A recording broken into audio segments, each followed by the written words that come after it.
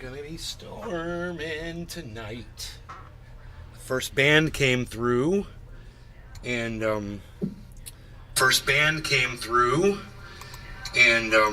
the it was a very, very dark strip across the sky, and it went right across, and we just had a little rain, and there was very little wind, but the whole sky got black so fast.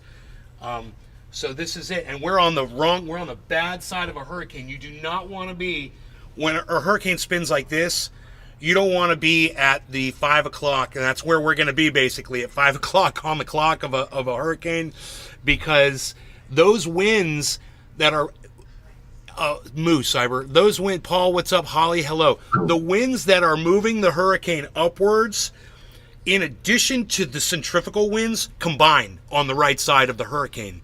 So you get double whammy winds. So very dangerous, and that's the side we're on. But luckily, it's way moved north, and it seems like the more north Ron DeSantis goes, the more north the hurricane keeps switching. It's like it's coming right for him, wherever he is in the state. So I have a feeling if he goes down south, it's totally going to go down south and chase his ass. It's like an anti-fascism hurricane. I love it. Token Tony Z, what's up, my friend? How are you? Tula, hello. Holly Hornay, hello. How is everybody? Holly, haven't seen you in a while. Yeah, we are on the wrong side, that's for sure. We've got a hell. Good, he's wet. The cat's all wet. Let the cat outside. He's like, yo, stop being wet. That's his job. Okay, getting a dab ready here. Saying hello. We've got Token Tony Z, Holly Hornay, Tula. I don't have my audio on. Let's turn the audio on for the chat. Maybe we could do that.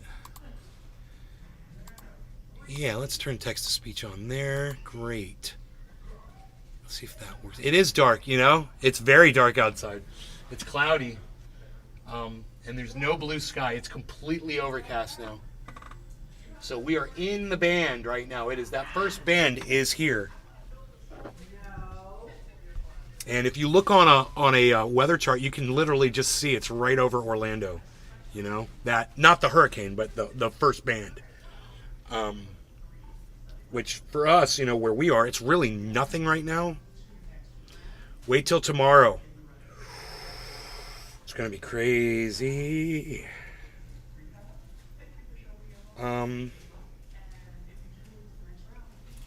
Cyber. Nick Brown. Hey, brah. Hey, Nick. Patrick John Welder. PJ Dub, what's up? What mile winds are you expecting?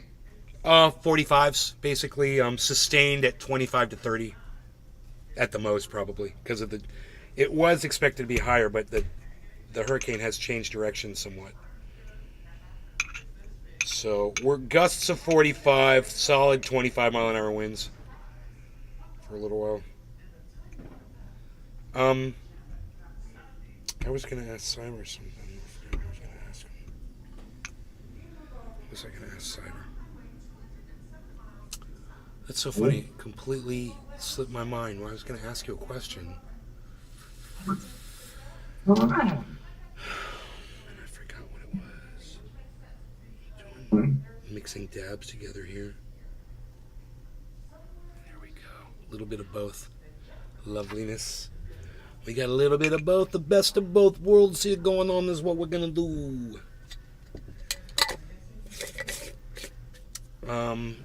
I cleaned my Lucite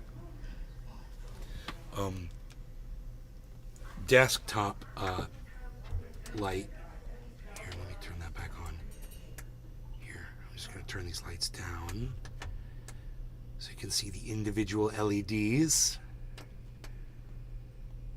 I just did a little, you know, reorganizing there, made everything really nice and straight, and I still have to clean my glass. Those lights I bought, right? Yes. They were from a site called Frugal.dk. Very important that's DK in the end, because I thought it was a Danish site. Yes. And I thought it was a UK site, because that's Frugal, that's UK.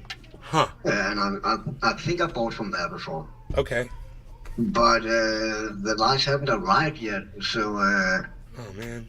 I was looking up my emails and shit. They are fucking shipped from China, and the delivery date would be from 20th of August to 15th of September. Oh my god, that's not a window. It's a freaking. It's the Grand Canyon. Exactly, man. And they are gonna arrive exactly the last fucking day. We all know that. That's right. Okay. Got a retorch.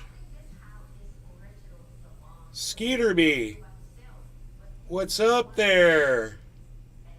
Michael Haskey, right? Skeeterby.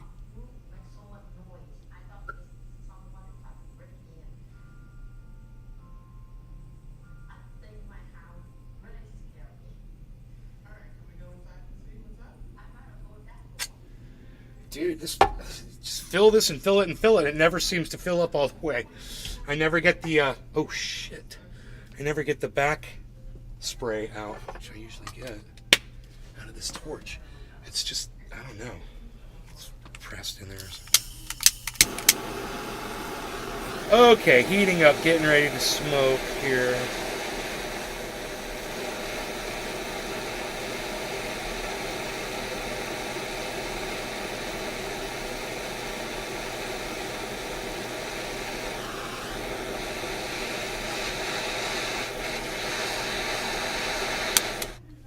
Jeff Lund. Going for the flavors. Cheers. 7. Hope ya don't get too much rain. 30.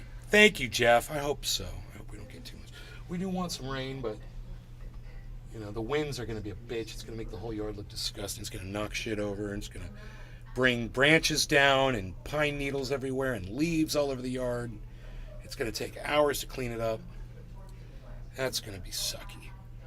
I tried to find the video where I said something about BitBoy Crypto being a crackhead, and I couldn't find the video. I went 4 months back to when him and Tiffany Fong were going after Alex Mashinsky from Celsius. And it was 4 months ago. And dude, I found the Tiffany Fong video where she first said how much she got ripped off on Celsius. Bro, I thought I was bad 100 grand. Dude, she's lost 200 grand to Celsius. Almost $250,000. So I don't feel so bad now. All right. No law regarding cannabis. Cheers, Cyber. Jeff, Patrick, Nick. Hinterak.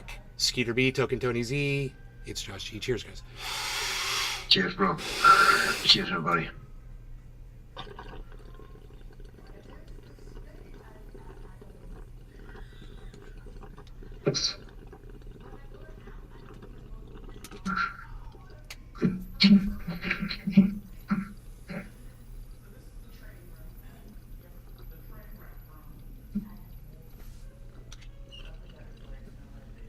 I'm getting clogged.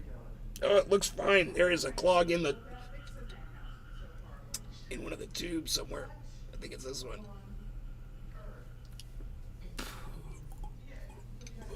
It needs to be cleaned now.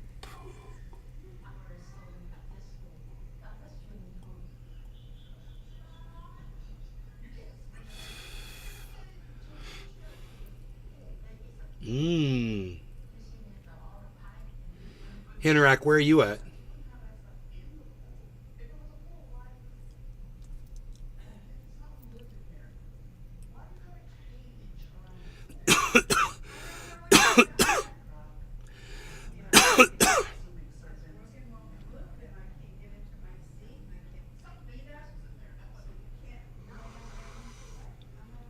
You're in Lake County? Yeah, you're closer than me. You're definitely going to get more of a surge than me.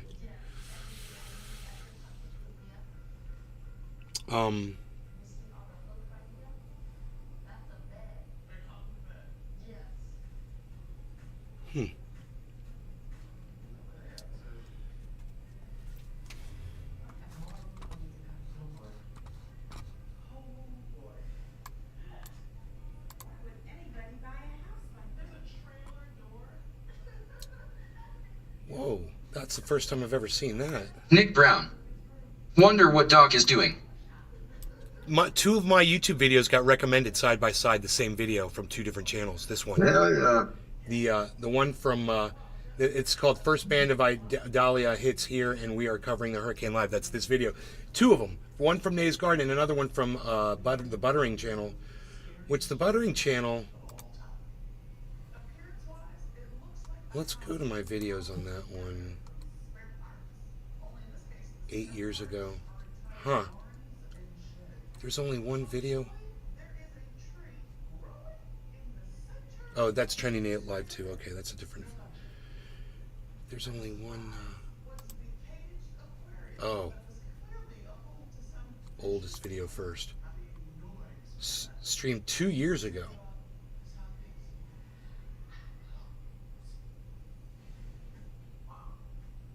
I bought some Tesla. This is when I first got into crypto.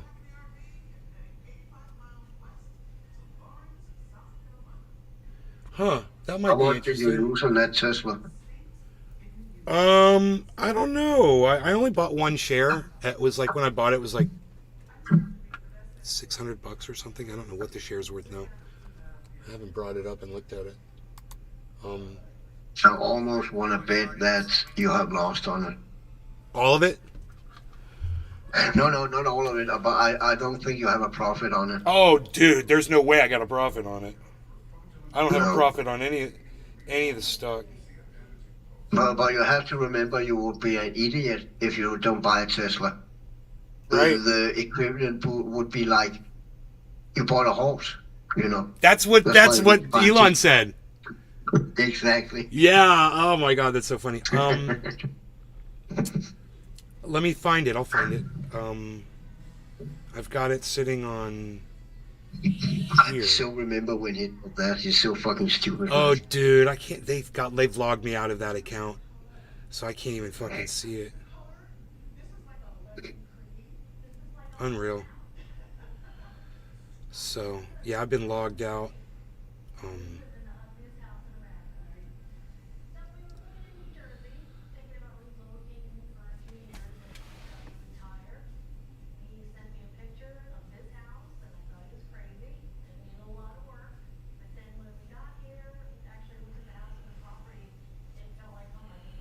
Let's see. Do I have any Tesla on this one? I don't think the Tesla was here. Where's... If I can remember. Total assets.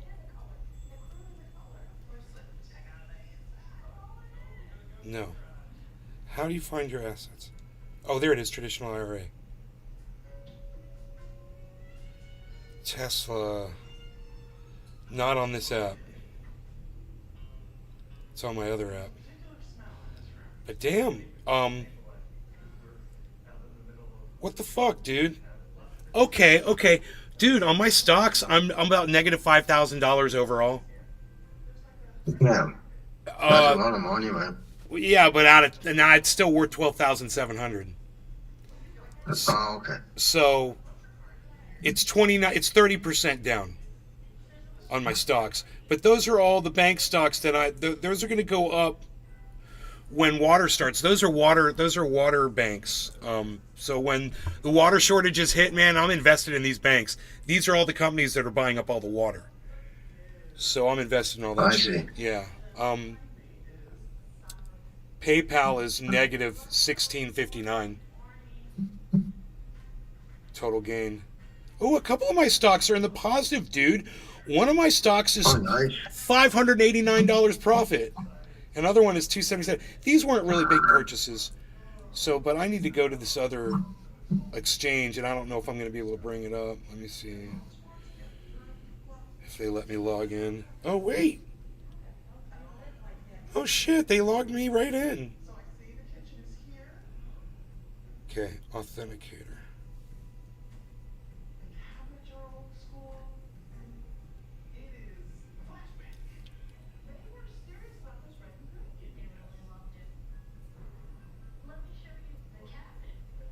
Oh my God, the authenticator worked. I can't believe this is all working. I'm in. Okay, cool. I could tell you exactly what I've lost on Tesla. Okay. Tesla. Today. Yeah, it's up today. Overall, I need to see overall.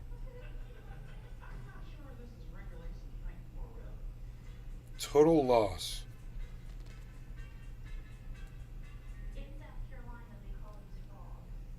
Mike Pasquarello. Hey brother, how's your day going? Hey. Hey, bro, it's going good, man. Hey, Ice. I'm trying to figure out what... I don't understand how to read this. It's not giving me all the information. Statistics. It's giving me the whole Tesla thing. I just want to see my Tesla. Mike Pasquarello. Hey Oh, Cyber. where's my... Oh, here we go. Right, where's my... Whatchamacallit? My wallet here. Stocks.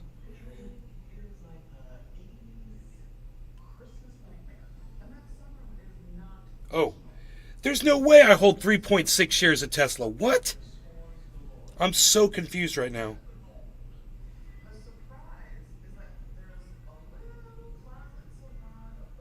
I can't read any of this. It doesn't make sense to me. There's an arrow right there. Dude, I just want to see how much I'm holding. Why is this... Where's my fucking... Where's my wallet at? Okay, wait. Total money here, $1,634.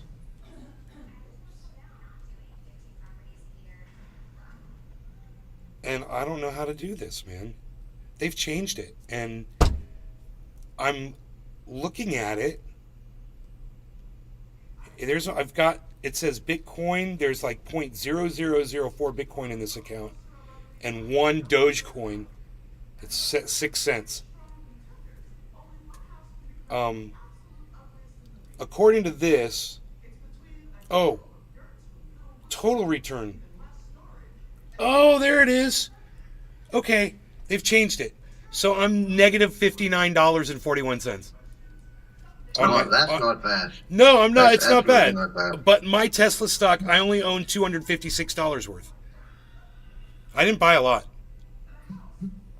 I just bought, I guess it's $300 worth of Tesla because fuck Elon Musk. But I just wanted to buy it just in case, and keep my eye on it, get notifications, and if it was something I'd invest in later down the road, I didn't want to be, sitting on the sidelines. But I'm glad I never did anything with that. Was just never interested in it, really. It's crypto's what grabbed me, man. I never look back at stocks. Winds gust 70 to 80. Oh my God. I missed out. Hey, Nay, how far is that hurricane from you? Really far. It's really, really far. Freezing on Rumble. What? Is anybody else seeing freezing on Rumble? It's Michael Haskey. Michael, you might have a bad internet connection, right?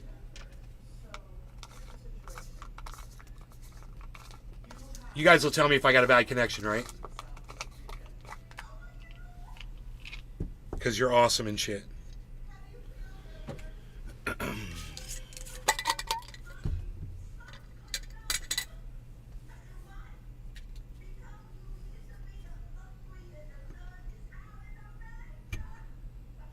So, Ice, you heard about Big Jim?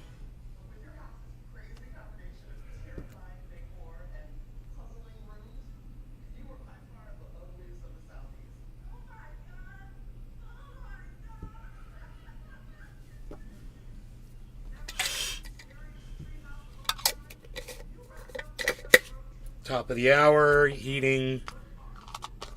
A moment here. I like my little jars. I like my jars. Bro, I saw a fucking series on net. Oh, that's what I was going to tell you, Cyber.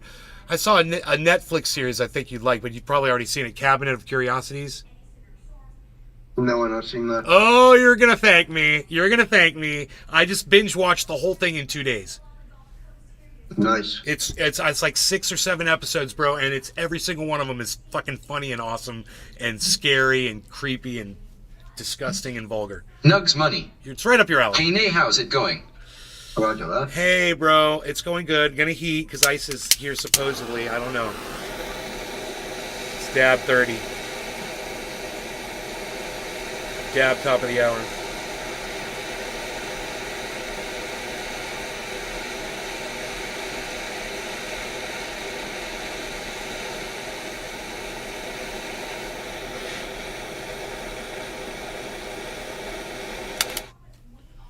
Okay, I'm not heating it up as much, so I'm going to go less time here. I'm just going to go with 21 when it's 21. So nobody else is going to tell me on Rumble if you're having problems with my connection.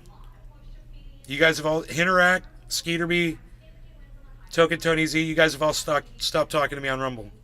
I'm asking you, how is this connection on Rumble, guys? Is it good or not? Let me know, please. Thank you. Mike Pasquarello. Yeah, I know about Big Jim. Okay. No law regarding cannabis. Cheers, Cyber. Cheers, Ice. Nugs. Skeeter. Hinteract. Token Tony Z. Lil Ghosty's back. It's Josh G. Cheers, guys.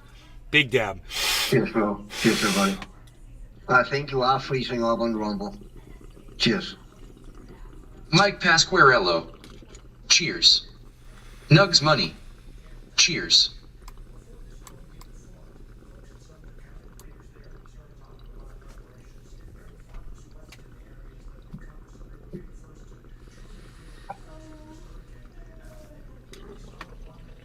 Hey, not telling.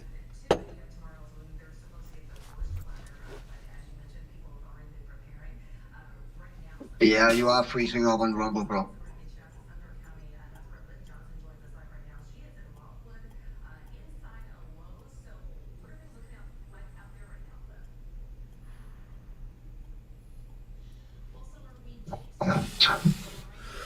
How often? Is it bad?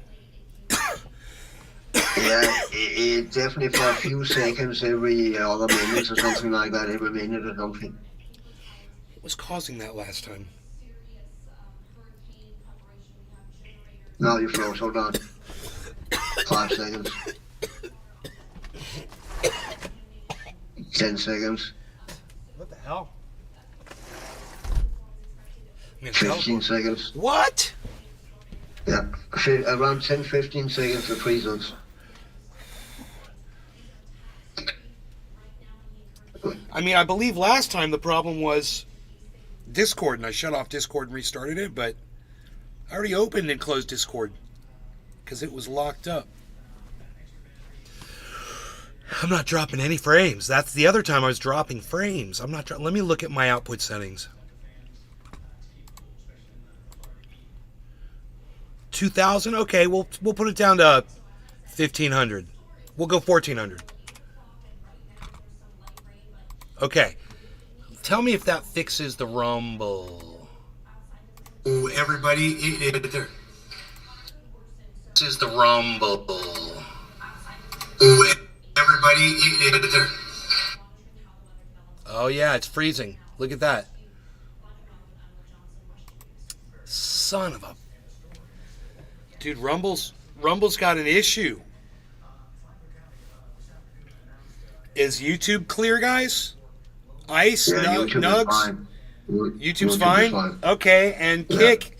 Yo, Lil Ghosty and Josh G, how's Kick? It feels like that part of War Games when they're asking if the nukes have hit yet. What about you, North Carolina? Yeah, we're still here. Yay! Jeff Lund. Good.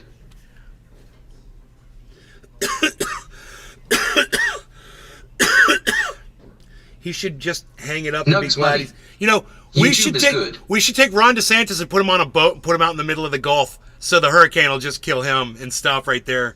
They can kill each other. We get hit by hurricane today, boy, says Lil Ghosty. Where you at, Lil Ghosty?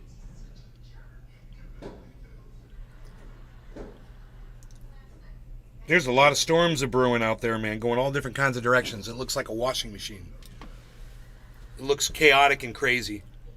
Usually you get like hurricane after hurricane after hurricane. They all seem to follow the same trail. It's like they clear the path for the next one. But we just got storms everywhere, man.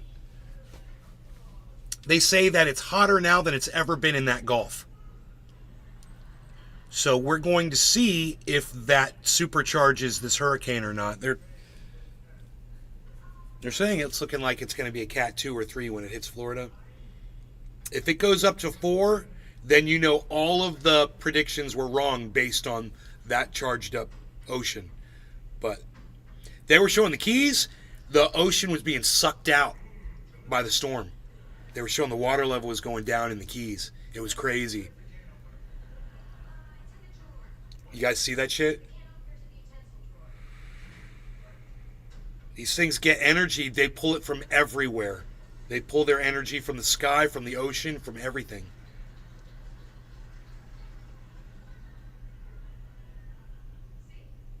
Delbert Grady. Sup, Nay. Hey, Jeff Lund. Hey, Delbert. Hey, Jeff. Hunter Biden's nose could create a negative pressure area and change the course of the storm. Hunter Biden's nose.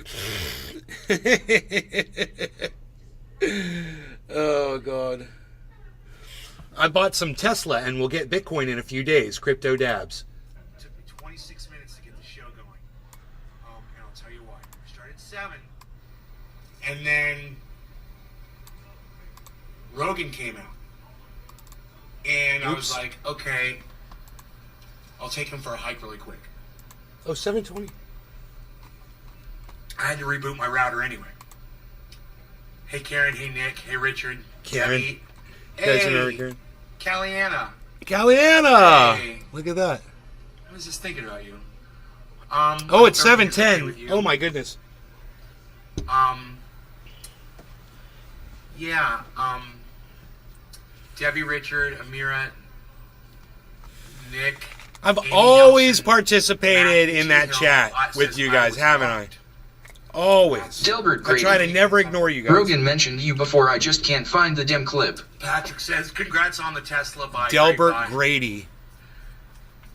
Nick Yeah. says, Trovo, Amir says, You're hey, blocked. Hey, Amira. So I'm so sick of watching the fucking crypto explode. I'm like, I'm fucking hopping on, man. Why not? I tell my mom all the time, I was like, Mom, I got all this money, I don't know what to do with it all. Why not throw some of it into the crypto? And if it's doing so Next good, time you do that, I'll bro. put an amount in that if Try not to do so. No, try not to be so overly hyperbolic with the selection of the podcaster. Like, go with someone believable, like like maybe Ron Placone mentioned you, or Graham, or someone, maybe Rome mentioned me in a tweet or something. Maybe something a little bit, something that's at least believable. if it disappears, no big deal. Okay, Just from one troll to another, bro. For me, no big deal. But if it explodes, why I'm not here to do help. it? And if it explodes, why not do something nice for all of you guys? And that's what I was thinking. So I'm going to tell you what my grand scheme, my grand master plan is, okay? I want to buy a big, giant piece of land. Oh my God, I remember this. And I want to let y'all... Dude, I was wondering just now, what am I going to say? I have no idea what I'm going to say. I was like, oh, I remember this. Yeah, the land for everyone to live on. Yeah, fucking, and survive. People were asking me if they could camp out in my yard and shit. I was like, I'll buy some land and let people do that out shit. and populate it. Not a cult, Not a cult. but a place where you can go when you don't have water or electricity You're or not- food anymore. Yeah, you're I not. was thinking, You're not giving me everything you have and subscribing to my a narrative. sustainable community. Definitely not a that cult. is just completely self-sufficient. I still think it's a great idea, and I wouldn't mind doing this. 'cause I'm I always wouldn't sitting mind there doing going, this at I feel all. Sorry for my audience because they can't. I know none of them can afford to get out of the holes that most of them are in. I know some of you guys are doing good, but not everybody. And I sit here and I watch my money build up and build up and build up. And yeah, I've thought about sending money to this person or that person. This was before I Well, found why crypto not and found a way to create blow all something my money. And I've been thinking about this for a few weeks actually. I mentioned it, but I didn't tell you guys what it was. But that's what I've been thinking about. And I'm like, Where can I get if rid I of get all in this on money crypto at? shit and the Tesla stock, and it explodes, and I become a multimillionaire, I'll take that money, I'll buy that land, and I'll let you guys populate it, so you guys got a place to fucking survive. My audience, my followers, my wonderful, amazing audience members. All 10 of you I know, right, Amira? that are over here on the YouTubes. Right, How many are on Rumble? Keep that quiet. 21? Whoa, that's 31? You and I still have to talk. Get out of town. Well, thank you. People, sometimes people come in here and call me an asshole and say that I don't care about people or that I, whatever. I'm really not. I'm a good guy. I want to help people. And I think this would be a good way. Is it still freezing? If that takes off. Now, I was watching the Yes, fucking Bitcoin it this is. morning. It's like over 45,000. I got it on my phone. I got that Robinhood app. It's over there. And I started watching the crypto this morning because I tried to get on a few days ago, and I was like, oh, it's going to take 4 or 5 days for you to transfer the money from your bank. I'm Not like, Visa. fuck you. I'm like, I don't want to wait 4 or 5 days. I wanted it now. So fuck you. I'm not going to do it. So then I just let it sit. And then today I saw an old show from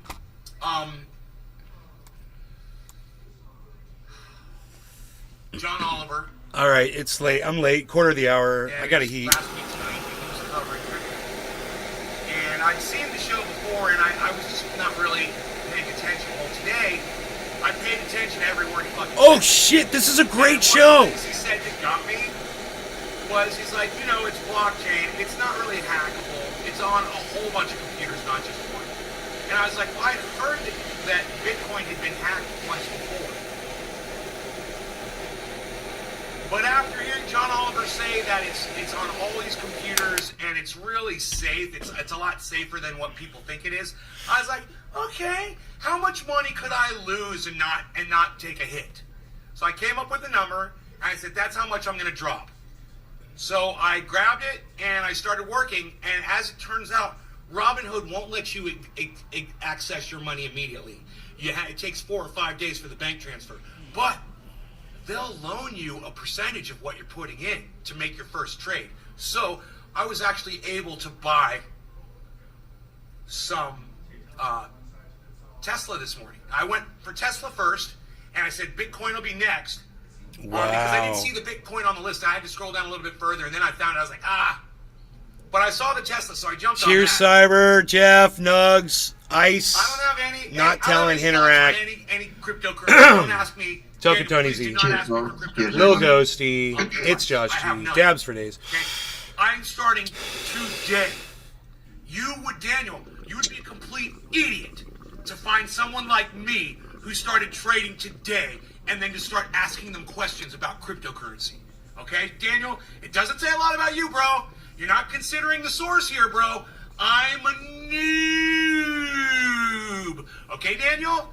Don't ask me questions because I don't know what I'm doing. All right, I'll be looking for people who know what they're fucking doing. But I'm not going to be giving you advice. It's great. It took me from that day to this day to get to the point where now I can predict shit. And now I'm completely familiar with all of the ins and outs of crypto. So if you watch every video in between then and now, you will too. Because I don't even know what to do myself. You're asking the wrong guy. Let me get the date. It just says streamed 2 years ago. More here, hold on. Oh, February 15th, 2021. February 15th, 2021. Hey, man, you might as well be asking me about what the best form of feminine protection is for odor. I don't know, man. I've never had that issue before. You're asking the wrong dude. Dude, gender terms. I love it. You're saying dog or dodge? Dodge? Amir, just so we're clear. I wasn't aware of that. I'm calling it Dogecoin. Oh, yeah, Daniel, today's my first day, bro. I Dude. tell my audience everything. You This guys is know so everything. funny. I share everything. I could have done an investment in Bitcoin and not told anybody and just kept it quiet and never even talked about it on the show ever. And that's not keeping it real with my audience, because I've always put Bitcoin and the stock market down. I said you can lose it all. And for those of you that put a lot of money in, and if you lose that money, you're fucked. You shouldn't do that. Someone like me, I could put in a pretty fair amount of money, and even if it's gone tomorrow, poof, oh well, I'm still fine. I'm more than fine. But if that crypto takes off and I'm in,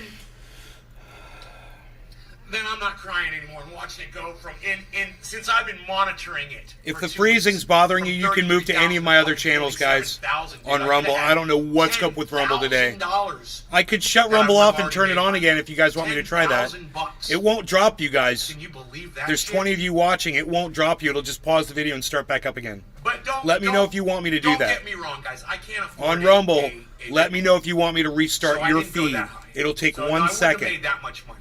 I'm literally looking But, at the button right now on my screen. Guys, I still would have made a few thousand though. wouldn't So it? just take a second to turn it off and turn it back on again.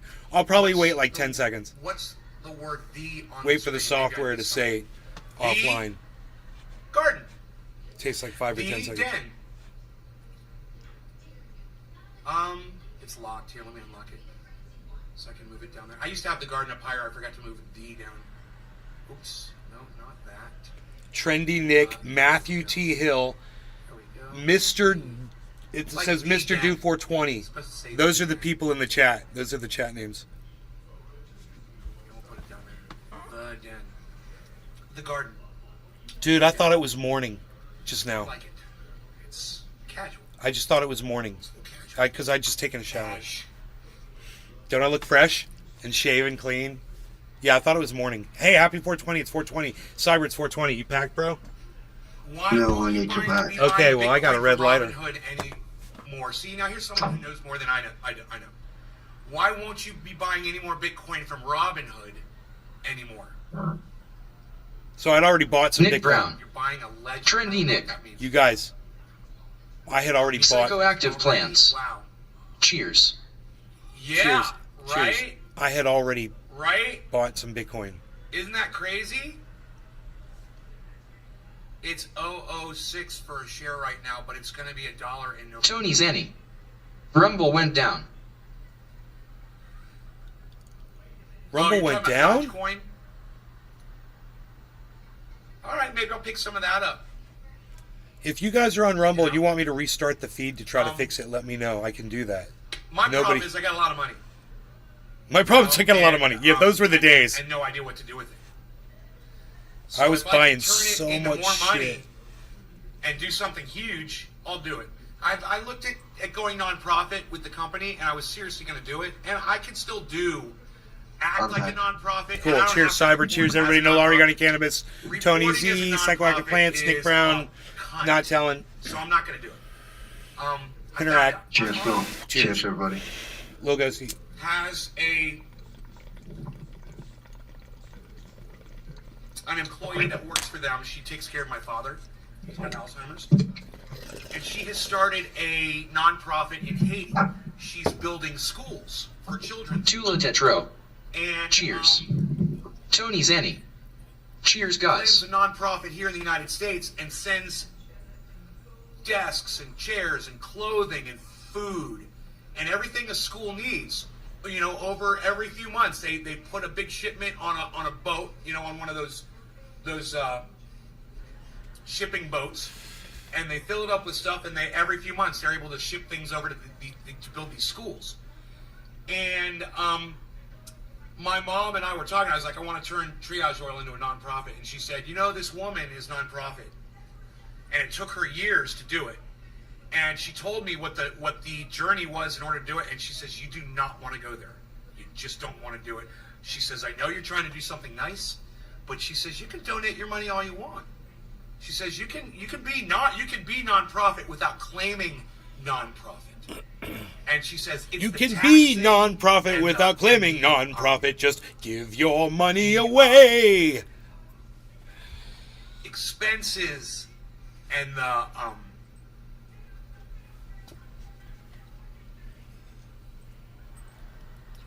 the tax breaks that you get on things. I forgot what they're called all of a sudden.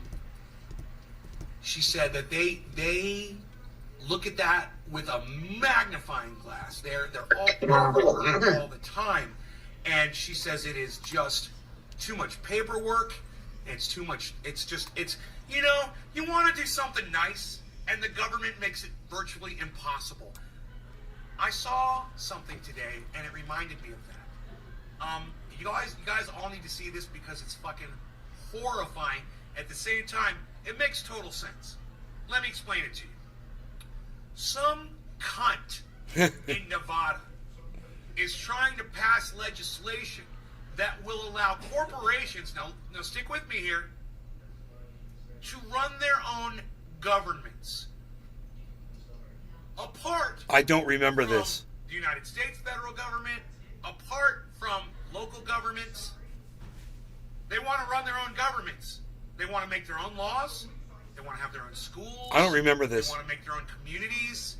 They want to provide the education, the transportation, everything. That's what this fucking dumb cunt wants to do. Now, I don't mind the idea of going local. And There goes the whole crypto market Mind. connection for a second. But That was putting it crazy. in the hands of corporations that are already Everything just manipulating the reset. entire Look, it's system still of the resetting. There United it goes. States. Holy shit. No, thank you. Give it to the people. But it's very, very, very, very, very, very important that all of you listen to what I'm about to show you. And I know some of you guys tune out, but listen. If you're one of those dumb cunts, okay, if you're one of those fucking pussy, dumb cunt motherfuckers. God, I remember when I okay, used to say that. leaves my show because I pull up another video and you don't necessarily like the person Used to or piss me whatever. off so much. Don't do it. Oh, the Don't waterfall, fucking do it this time. man. You're gonna fucking regret it. The Because you'll hear waterfall. about The this in a few years, waterfall. You heard about it fucking today, and you could have started working against it today. So you've been warned, okay? Now let me pull this video up, and once again, I will give you this fucking disclaimer warning you: don't disconnect from my channel just because you see me pulling up somebody else's fucking show. Don't be one of those little fucking cunts, okay? If I knew who you were, I'd fucking throat punch you right now. Throat punch you? You know, If we're you gonna leave get my hot, show, we're I gonna will have throat a lot of punch you, fun, bro. but That's guys how need you to do fucking it. learn this shit. That's what you tell You people. guys need to hear what's fucking going on.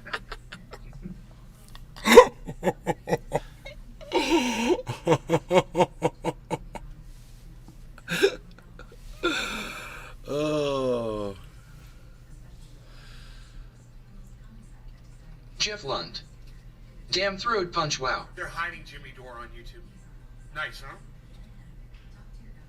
None of his videos are popping up for me all of a sudden. Looks like they got him, man.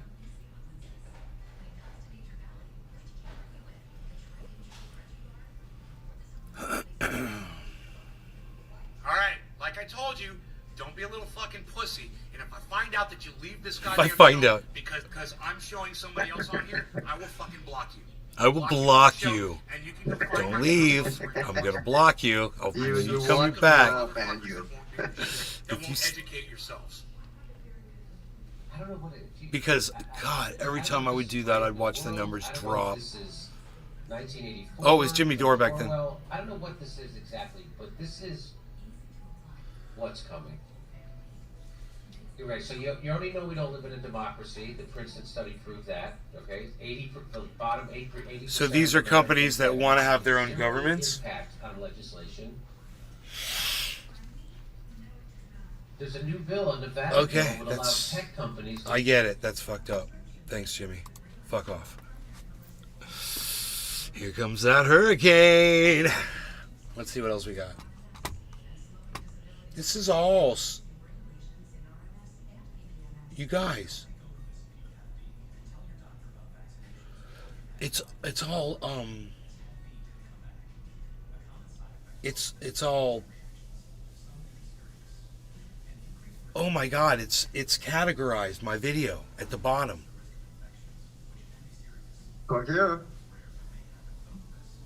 Bro, is that all YouTube videos now? Automatic? I don't know. Richard Magnarelli, that one's called. It labels like the first thing I say at each segment. That's what we live in. Healthcare. Minimum wage. Captain Crunch. The lobbyist. The betterment guy. Dude, we could find shit in my videos now. Oh my God. I can't wait for 2021. Best of both worlds. Stupid. Skynet. Terminator. Here we go. Here we go. Here we go. Here we go. Here we go. This is 2 years ago. Before I knew anything about freaking ChatGPT.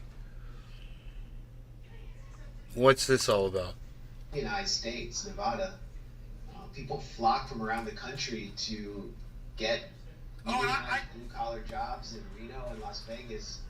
And do you guys know how I just figured out the name Skynet? Skynet. I looked at the two corporations that are my internet service providers, Viasat and Sky Mobile, and I thought to myself, Skynet. I knew it had a net, and it was something net, because it's a net like that traps you, and it's from the sky, like it watches you. Skynet. You know, it's the perfect name for an evil corporation. What's up, Adam? Do I smoke? No, DD, I don't smoke a useless plant. No, I smoke cannabis, bro. I smoke a lot of it. In fact, we're about to smoke some right now. I'm about to dab this right now.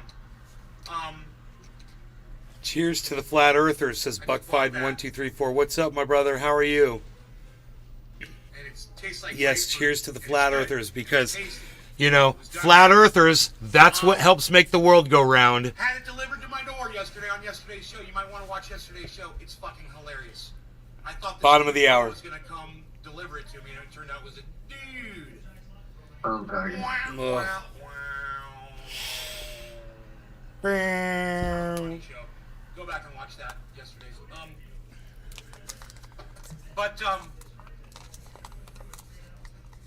I'm gonna do a dab right now, I thought I was going to talk about and what I'm telling Skynet. you is Skynet. Skynet. Okay, here we go.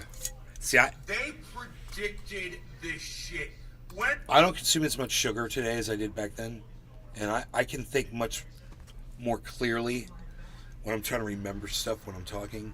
And I can remember when going back like this and remembering, just totally forgetting what I was talking about. what year? Okay, Google. Okay. Terminator Okay. release.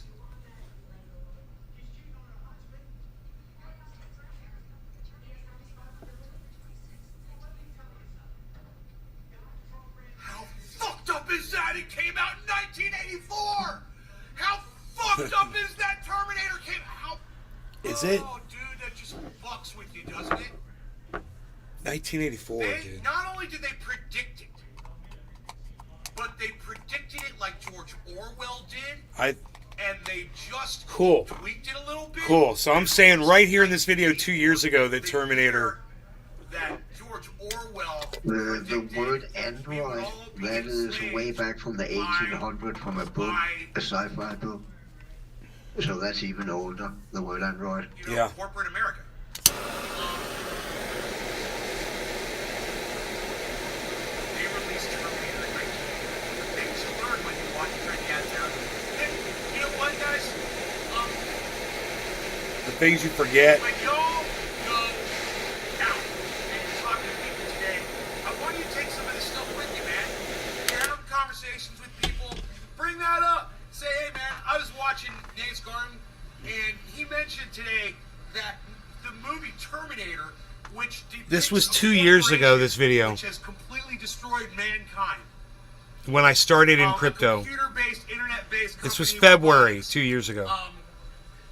It was released So more than 2 on the years day ago, of I'm pretty sure. 1984, and now Jimmy Dore is literally having a conversation with Max Blumenthal on Dave's Garden show today, which is February 15th, if I'm correct.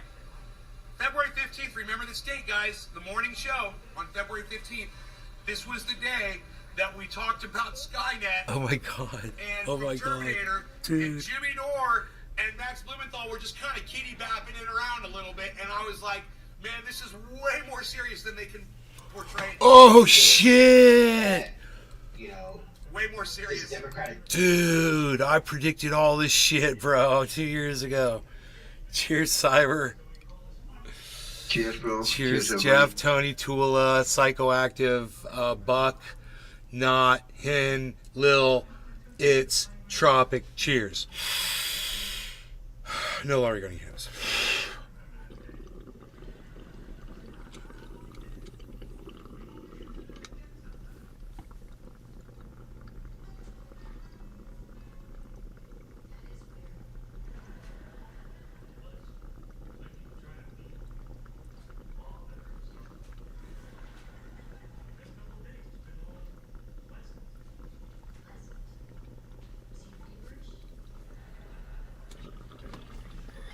I look 10 years younger because I shaved off the beard. Right on.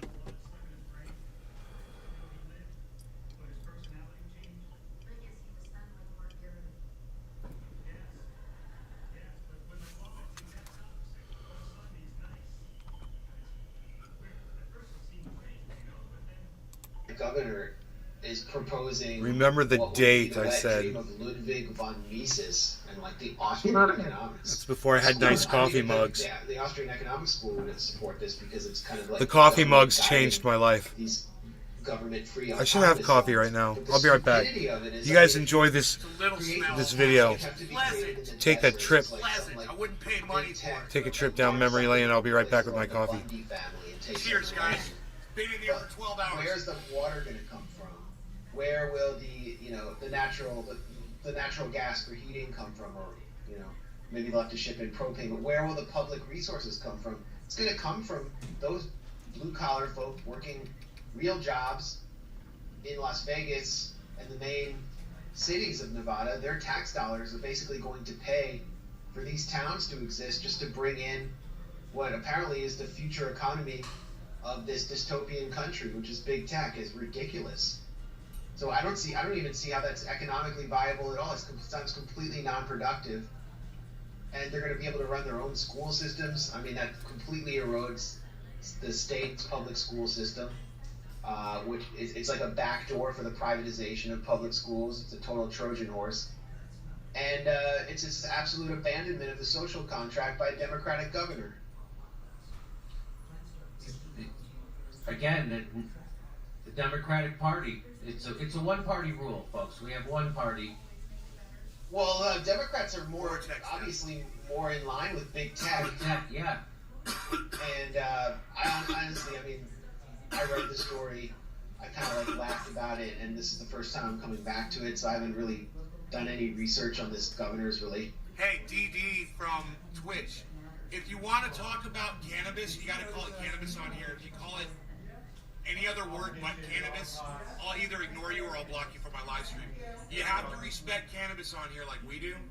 If you want to be a guest on this live stream and you want to take part in it, your words will be blocked when you do that shit. So once again, I will let you know, please call it cannabis on my live stream. And if you have a question about it, refer to it only as cannabis.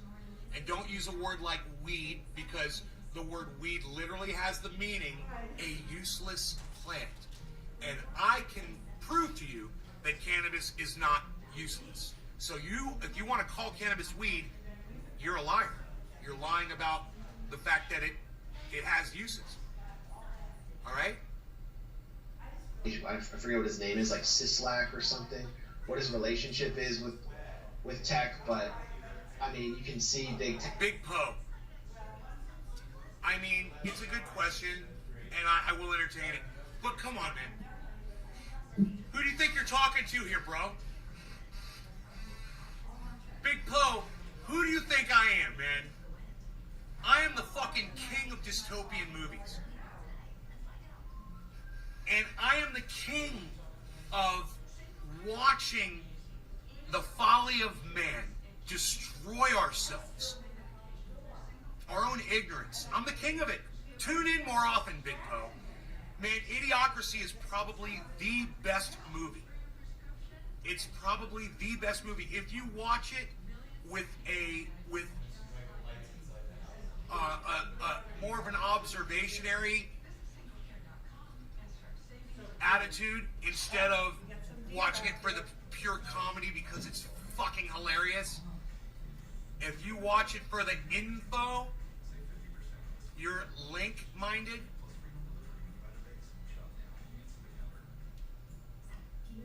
You're like-minded.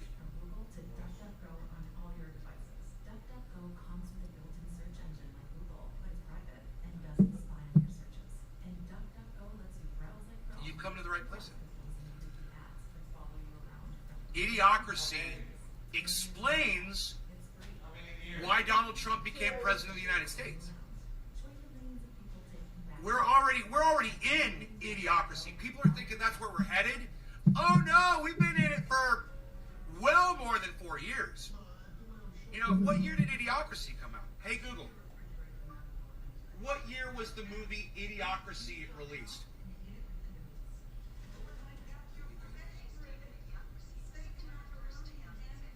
Oh my God, 2006. I thought it was early 90s.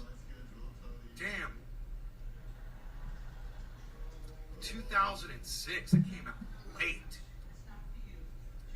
But hey, man, I'm talking. You know, it was when about the time.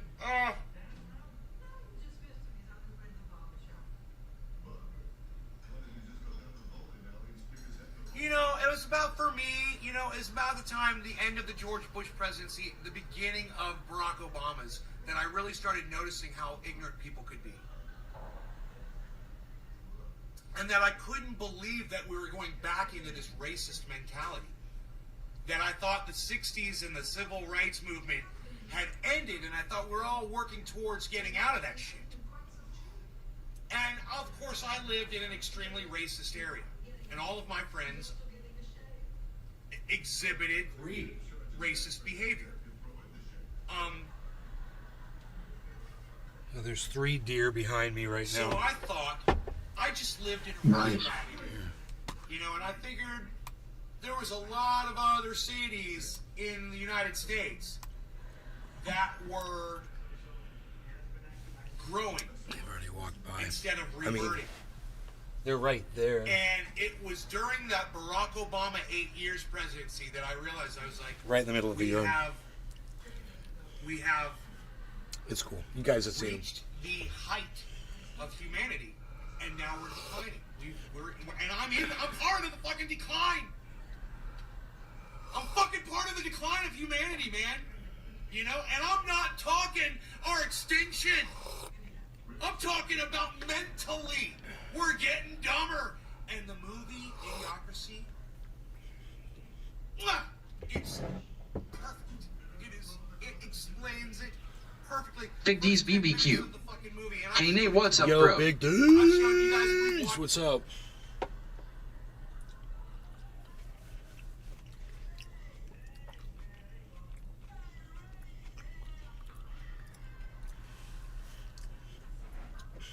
Gotta remember to fix the freezer out in the garage. It's got some ice. Killer GB420.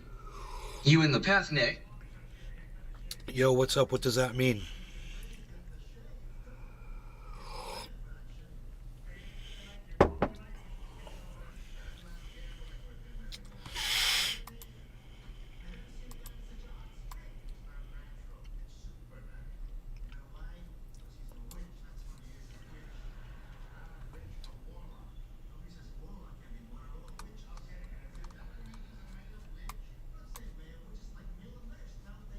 Big D's BBQ. That mug is badass, man. Killer GB420. Yeah, thank you. Of the storm. Oh, in the path. Oh, my bad. No. We're way south of where that thing is. We're gonna get the bands of it. We're gonna get like freaking massive rain and wind. It's gonna be really bad. It's gonna be super windy, bro, and there's gonna be a whole bunch of garbage all over my yard, and there's gonna be a whole bunch of water coming down the creek. I had a dream about an alligator, man. Killer GB420. Gotcha. In that fucking creek. I had a dream about an alligator in that creek. So we're gonna have a flood. We could totally have an alligator in the fucking creek. You know? It'd be fucking crazy.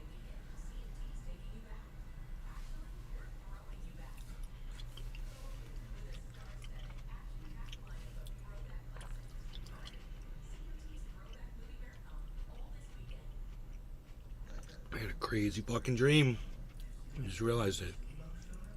I hadn't even thought of it till this very moment. I just remember seeing this alligator. It's from watching this Cabinet of Curiosities. It's fucking awesome, dude.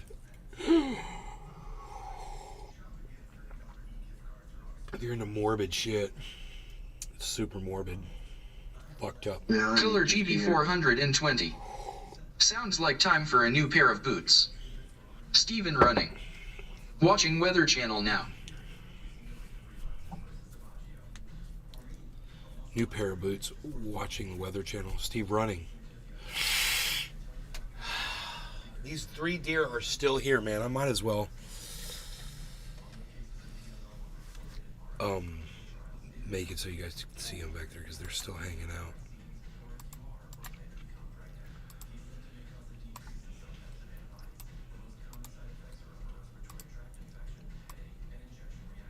Big D's BBQ.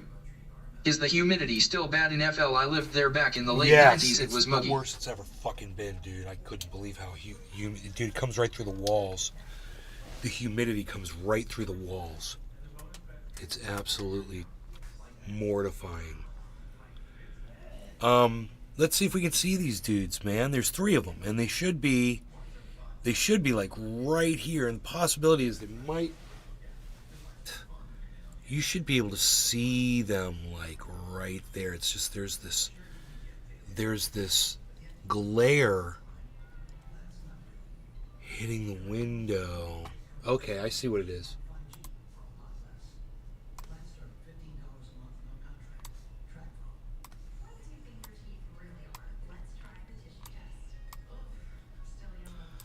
There, that should cut down on that glare.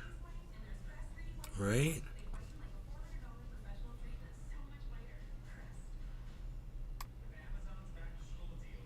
Big D's BBQ. Can you open there. the window? You guys. It's right there. That's genius what you just said. Can you open the window? Yes, I can. Why didn't I think of that? Because you're way smarter than me. Big D's, you're way smarter than me. Boom. Deer. Big D's, everybody. Smarter than me. Smarter than the average bear. Just open the window.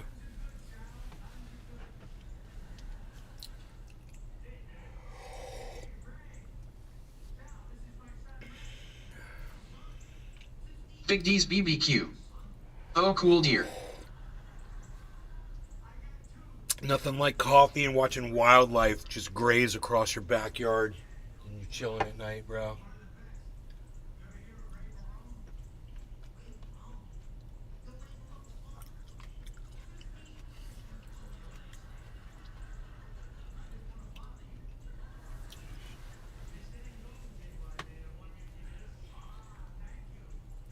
We had Nick Brown. a couple with their... We have Big DS barbecue here in GA.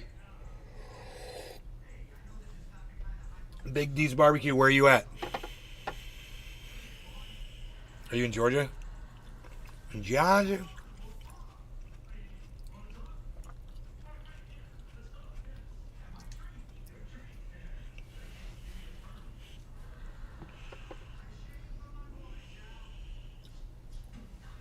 Big D's BBQ. Southern California.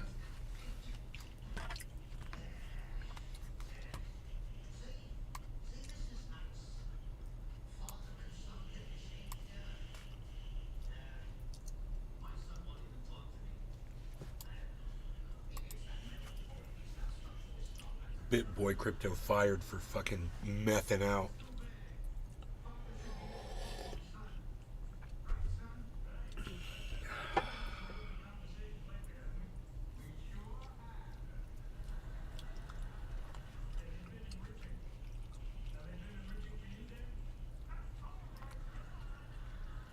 Whoa. When Elon Musk fought Jack Smith's search warrant for Donald Trump, did you guys know about that? No. Say again? Elon Musk fought Jack Smith's search warrant for Donald Trump. No. Okay, we might have to watch this.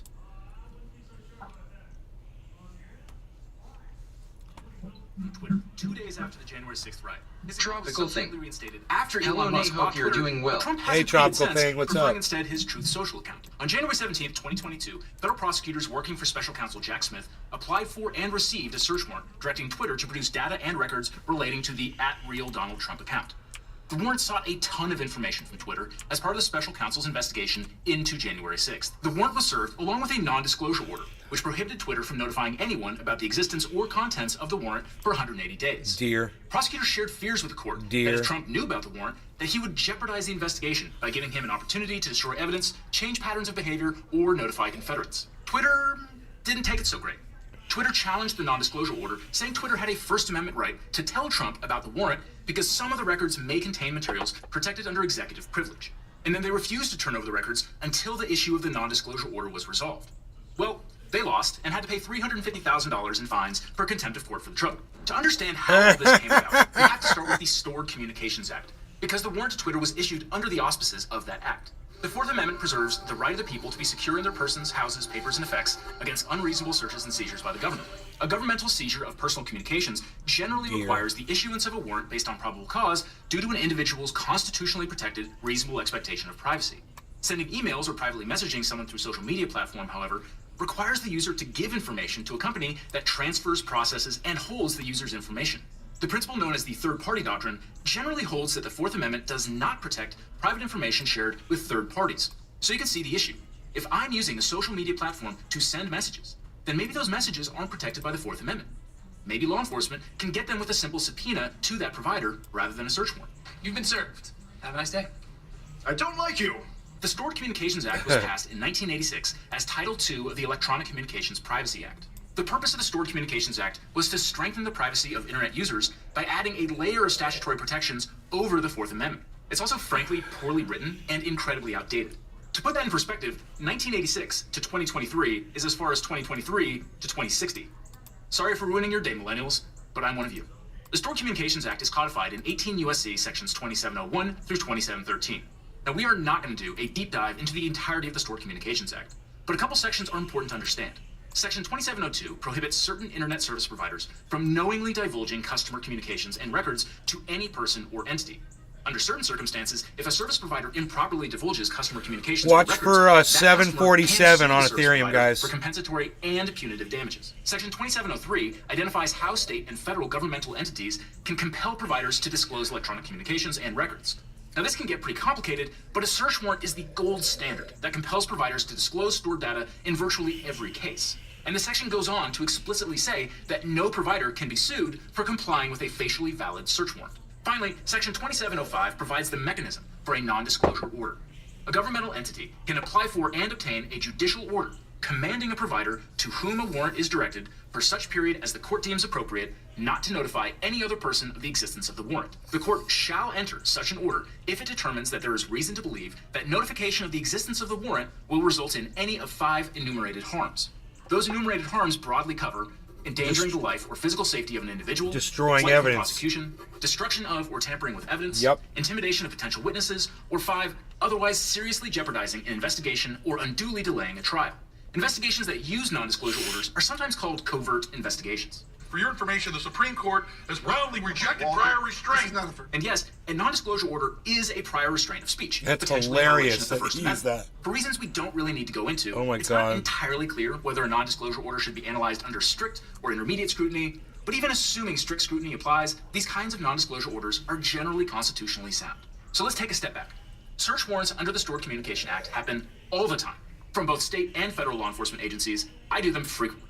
I don't just mean Twitter warrants, I mean warrants for social media and other companies that store vast amounts of digital information.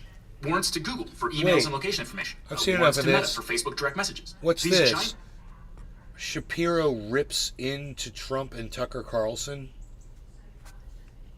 That kind of interests me. Whoa, the deer's running around back there. Why you running around? Don't be getting chased by wasps, little deer.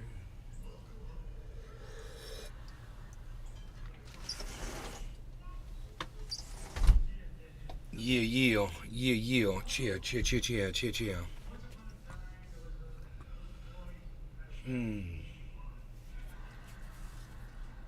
Shapiro rips into Donald Trump. I wonder what that's over, man. I'm so curious about that. I'm curious. Here was Don Jr. complaining about last night. Right now, trying to ban people from actually having discourse about politics. These guys are actually crying that they weren't allowed to do interviews after the debate when they didn't Show up for the debate? How stupid can you be? If a candidate doesn't show up to the debate, you don't get to put your person in the spin. Oh. Oh, okay, cool. I got it. That's all that was about. Got it. We're good. We're good, you. We're very good. We're zoomed in. We're way zoomed in here. I stretched it way out so you could see the deer in the yard. I wanted you. Everyone talks like that in that series, the Cabinet of Curiosities. They all talk like they're from Boston. What are you doing in the yard there? Look, you got deer. You got some deer in the yard out there. Look at them. They're gonna go park it somewhere else out there is what they need to go do. Cause they's out there's in the yard.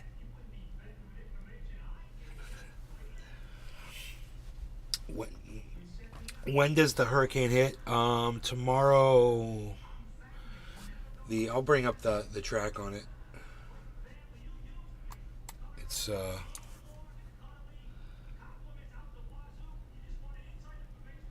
should be easy to find the title, right? Here it is. What's Idalia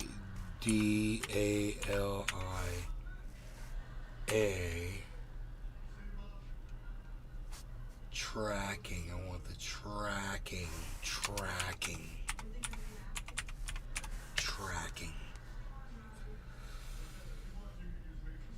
Lash Florida coast. For landfall. That's from Fox News. That's fun. We can watch that. This one says interactive coverage. Tropical thing. May the cannabis gods protect Naemote 539657 Nays Garden. That's the PO.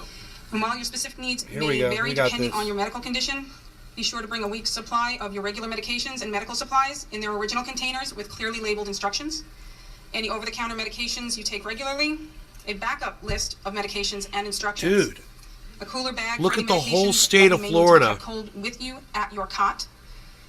If you rely on medical equipment such as glucose monitors, oxygen concentrators, or nebulizers, Bro, bring we're them about with to you. get Oxygen will be hit available with for that you red on band site. right now. It's about to More hit us. information can be found at hernando.flhealth.gov, or social media can be found at Healthy Hernando.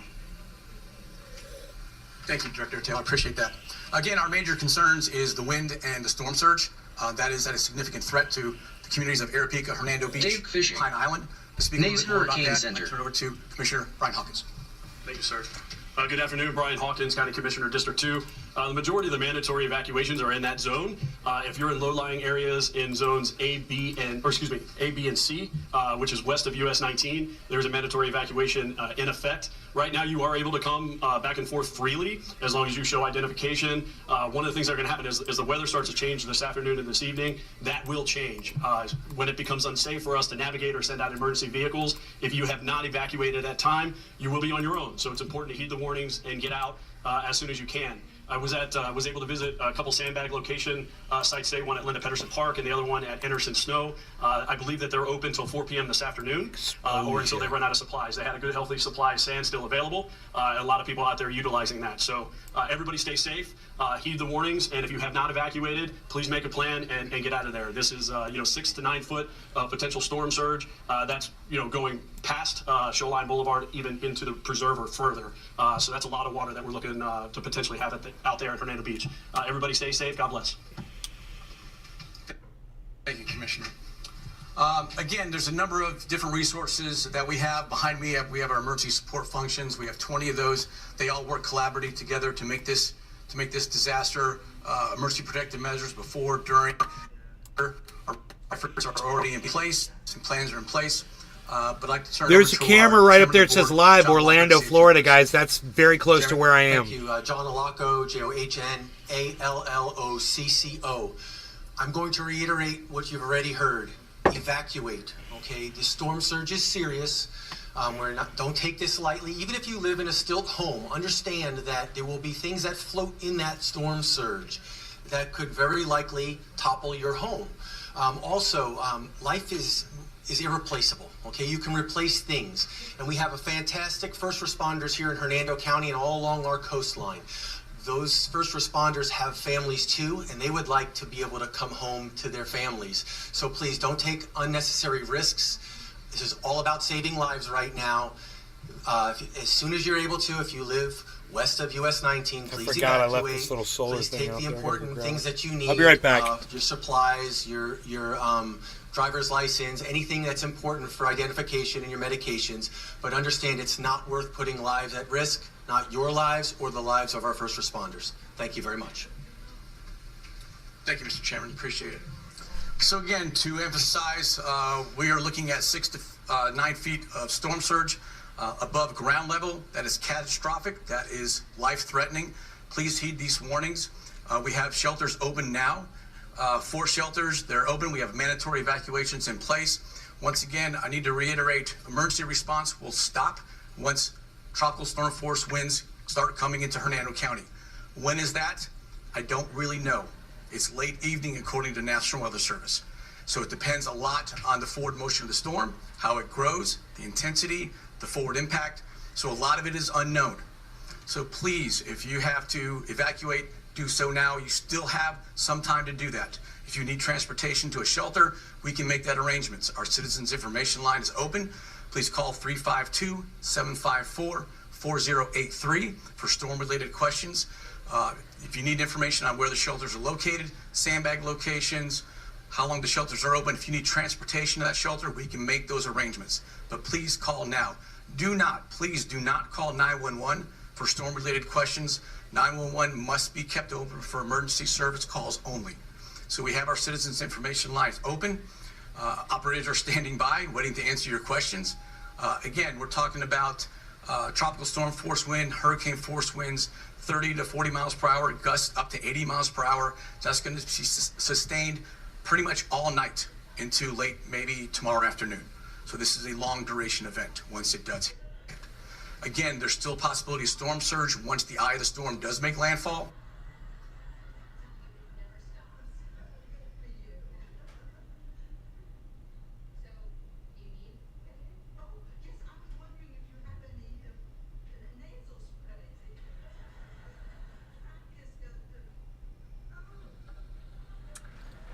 It appears that our feed just went out there. Let's use this moment here to bring you another update in the meantime as we give you a live look overhead at our studio here in Arizona. We apologize for that issue that just came up there. We've also been getting other updates throughout the day today that also includes from places like Tampa. Let's bring you this update here.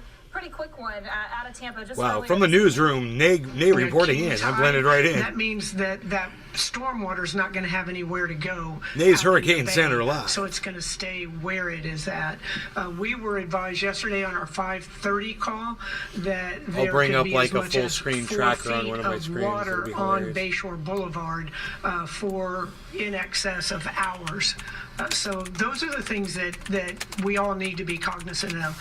Stated again, it's been a century since we've taken a direct hit, and we all become a bit complacent in that. So this is the time to heed these warnings and make sure you're out of the way of that storm surge. And this may be a question for Chief Burkall, but last year during Ian, we saw people on Bayshore, the water was sucked out and all. Is there any plans in place to maybe have law enforcement there keeping people safe?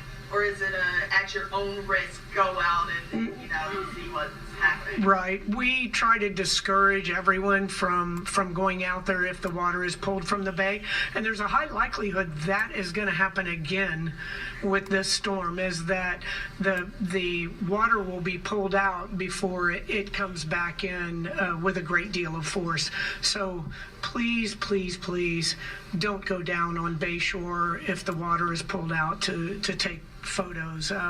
You put yourself and others at risk, and especially think about the police officers that are out there working hard and all of the issues that they have to address right now. They shouldn't have to address individuals walking out on the empty bay. What is, and this might be a question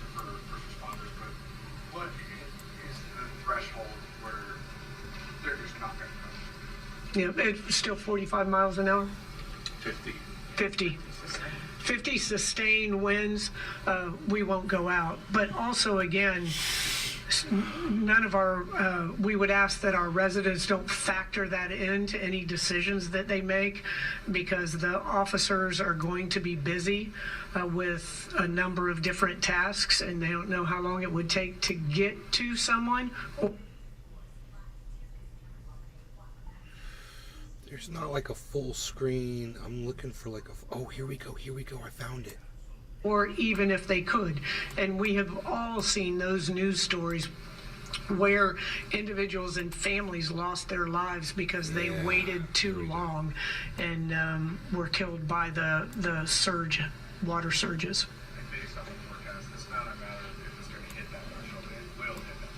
It will right now. Again, things change. We were in the crosshairs of both Charlie and Ian, and they made a last-minute turn. So all of the forecasters are very confident in the path that this storm is taking now, and they have factored in the higher temperatures in the Gulf. So all of that has been factored into this storm, and they're confident on that trajectory, but history tells us that it's up to Mother Nature where that storm's going to go. I've been through some stores and I've seen people with 8 to 10 cases of water for one person. Right. I mean, it's hard not to. Right. Dude, the storm's almost as big as the state of Yes. Florida. I don't know people's individual situations, but it's supported. God damn. What are your thoughts? Well, that's an issue as well. Is They're saying it is going to be Category 3 when it so hits. Just be cognizant of that. They're still saying it's going to be a Category 3. The beauty of our city, the strength, the success of our city is based on our community coming together to address issues, to share in our success. So I would just encourage everyone not only to make sure that you have the supplies on hand that you need, but that you're also looking out for your neighbors. If there's anyone elderly in your neighborhood or just your neighbors, making sure they have what they need is critically important as well. All right, listening in here to this update out of Tampa as we continue to follow the very latest surrounding Hurricane Idalia. And that message has been so clear every time we've heard from officials to take these warnings very seriously, to prepare, to help your neighbors, and to be ready for the potential impacts that come with a hurricane as strong as this one right now at a Category 2, and that is expected to strengthen as it advances to Florida. Let's step away for our first break of this hour. Still much more to come. That includes a live report coming up in just a little bit here out of St. Petersburg, Florida. Also speaking with more experts throughout our programming this evening. Stick with us. We're going to continue to take you through every detail you need to know as we continue to track Hurricane Idalia. We'll be right back.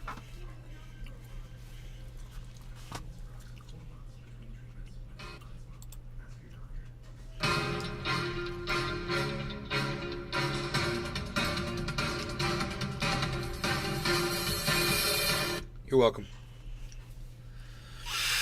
Wow, we got it right here on screen, guys, and it's freaking crazy, man.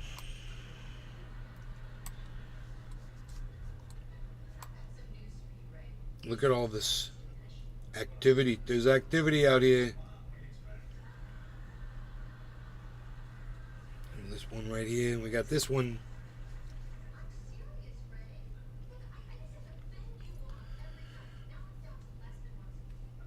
What else, man? Is that it? What's going on over here? Oh. Look at this. We got shit going on over here, over here. We got shit everywhere. Look at this. It's everywhere.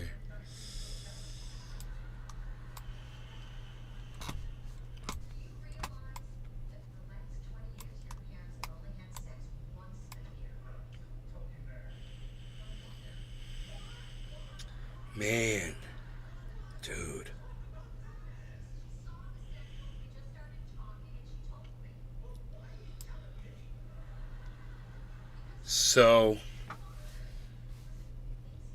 Draw tropical thing.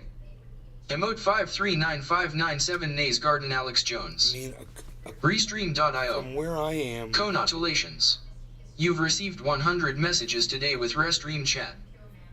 It looks like that shit's right over me right now. And there's no rain out here, which is really weird. But that green, it's supposed to be raining right here, right now. And then we've got a break before the next band comes. But this band right here, this should be raining outside. Tuesday here as we continue to bring you the very latest surrounding Hurricane Idalia, giving you live looks, live reports from around the country, but especially as we continue to track Idalia in Florida, speaking with reporters who are throughout different areas as they expect to see a lot of impacts, especially into the overnight hours. You can see here as we filter through some of these live images of what conditions look like throughout certain parts of Florida right now. We have a live report coming up at 8:30 Eastern out of St. Petersburg, Florida. So we'll be getting an update there on how conditions are looking, especially as we progress into the evening here. In the meantime, though, we have been bringing you the latest, talking with meteorologists, talking with former FEMA officers, really just speaking with everybody about how critical preparation is, especially as we head into the overnight hours. Fox's Rebecca Castor is also in Florida, bringing us the latest on conditions. Here's this report. Dude, they're even getting heavy weather in New Orleans. With just hours until Hurricane Idalia makes landfall, people on Florida's Gulf Coast filled sandbags, boarded up windows, and headed out of town. This one is far serious than we've had in a century. And so it's really important we leave. Winds picked up and dark clouds began rolling in on Tuesday afternoon. Police in Cedar Key went door to door, urging folks to follow mandatory evacuation orders. Some, though, are choosing to ride out this storm at home. They're doing the 1950 hurricane, which is coming just like this one's doing, went up to the mouth of Swanee River. Forecasters expect Idalia to make landfall as a Category 3 storm. Storm surge as high as 15 feet could make roads and bridges impassable. Thousands of high-water vehicles are ready to conduct rescue missions. But Florida officials warn some crews may not deploy until conditions improve later on Wednesday. We're going to be operating in areas that are without power.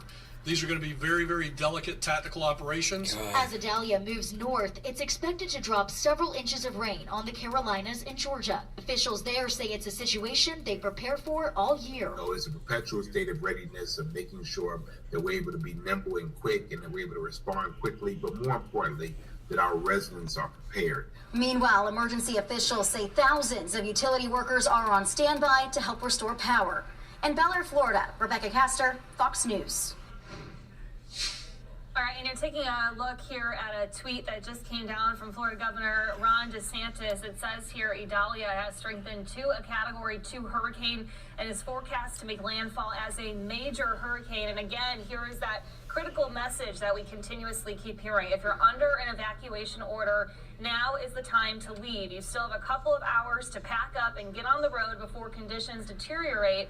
But by late tonight, you'll need to hunker down and stay in place. The tweet goes on to say this and then says if you choose to stay, Buck Fine, you're in Tampa. Right on. Until after the storm has passed. Prayers for safety for all breaking up badly. Before these conditions worsen and as this hurricane continues to strengthen and ultimately make landfall what here. What do you mean breaking up badly? Early morning hours. We also heard from Florida Governor Ron DeSantis several times today. That most recent update coming within the last rushing hour in or towards two. the outlets on 75. His message to people as they continue to push the very critical message here that people need to leave to evacuate if you're in certain areas. Let's bring you this update now. Floridians are like, it's just some rain, man.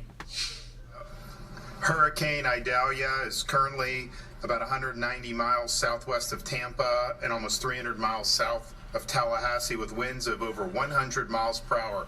It is intensifying. It's coming towards you, Ronnie. A Category 2 hurricane. It's almost certainly going to make landfall in the state of Florida as a major hurricane.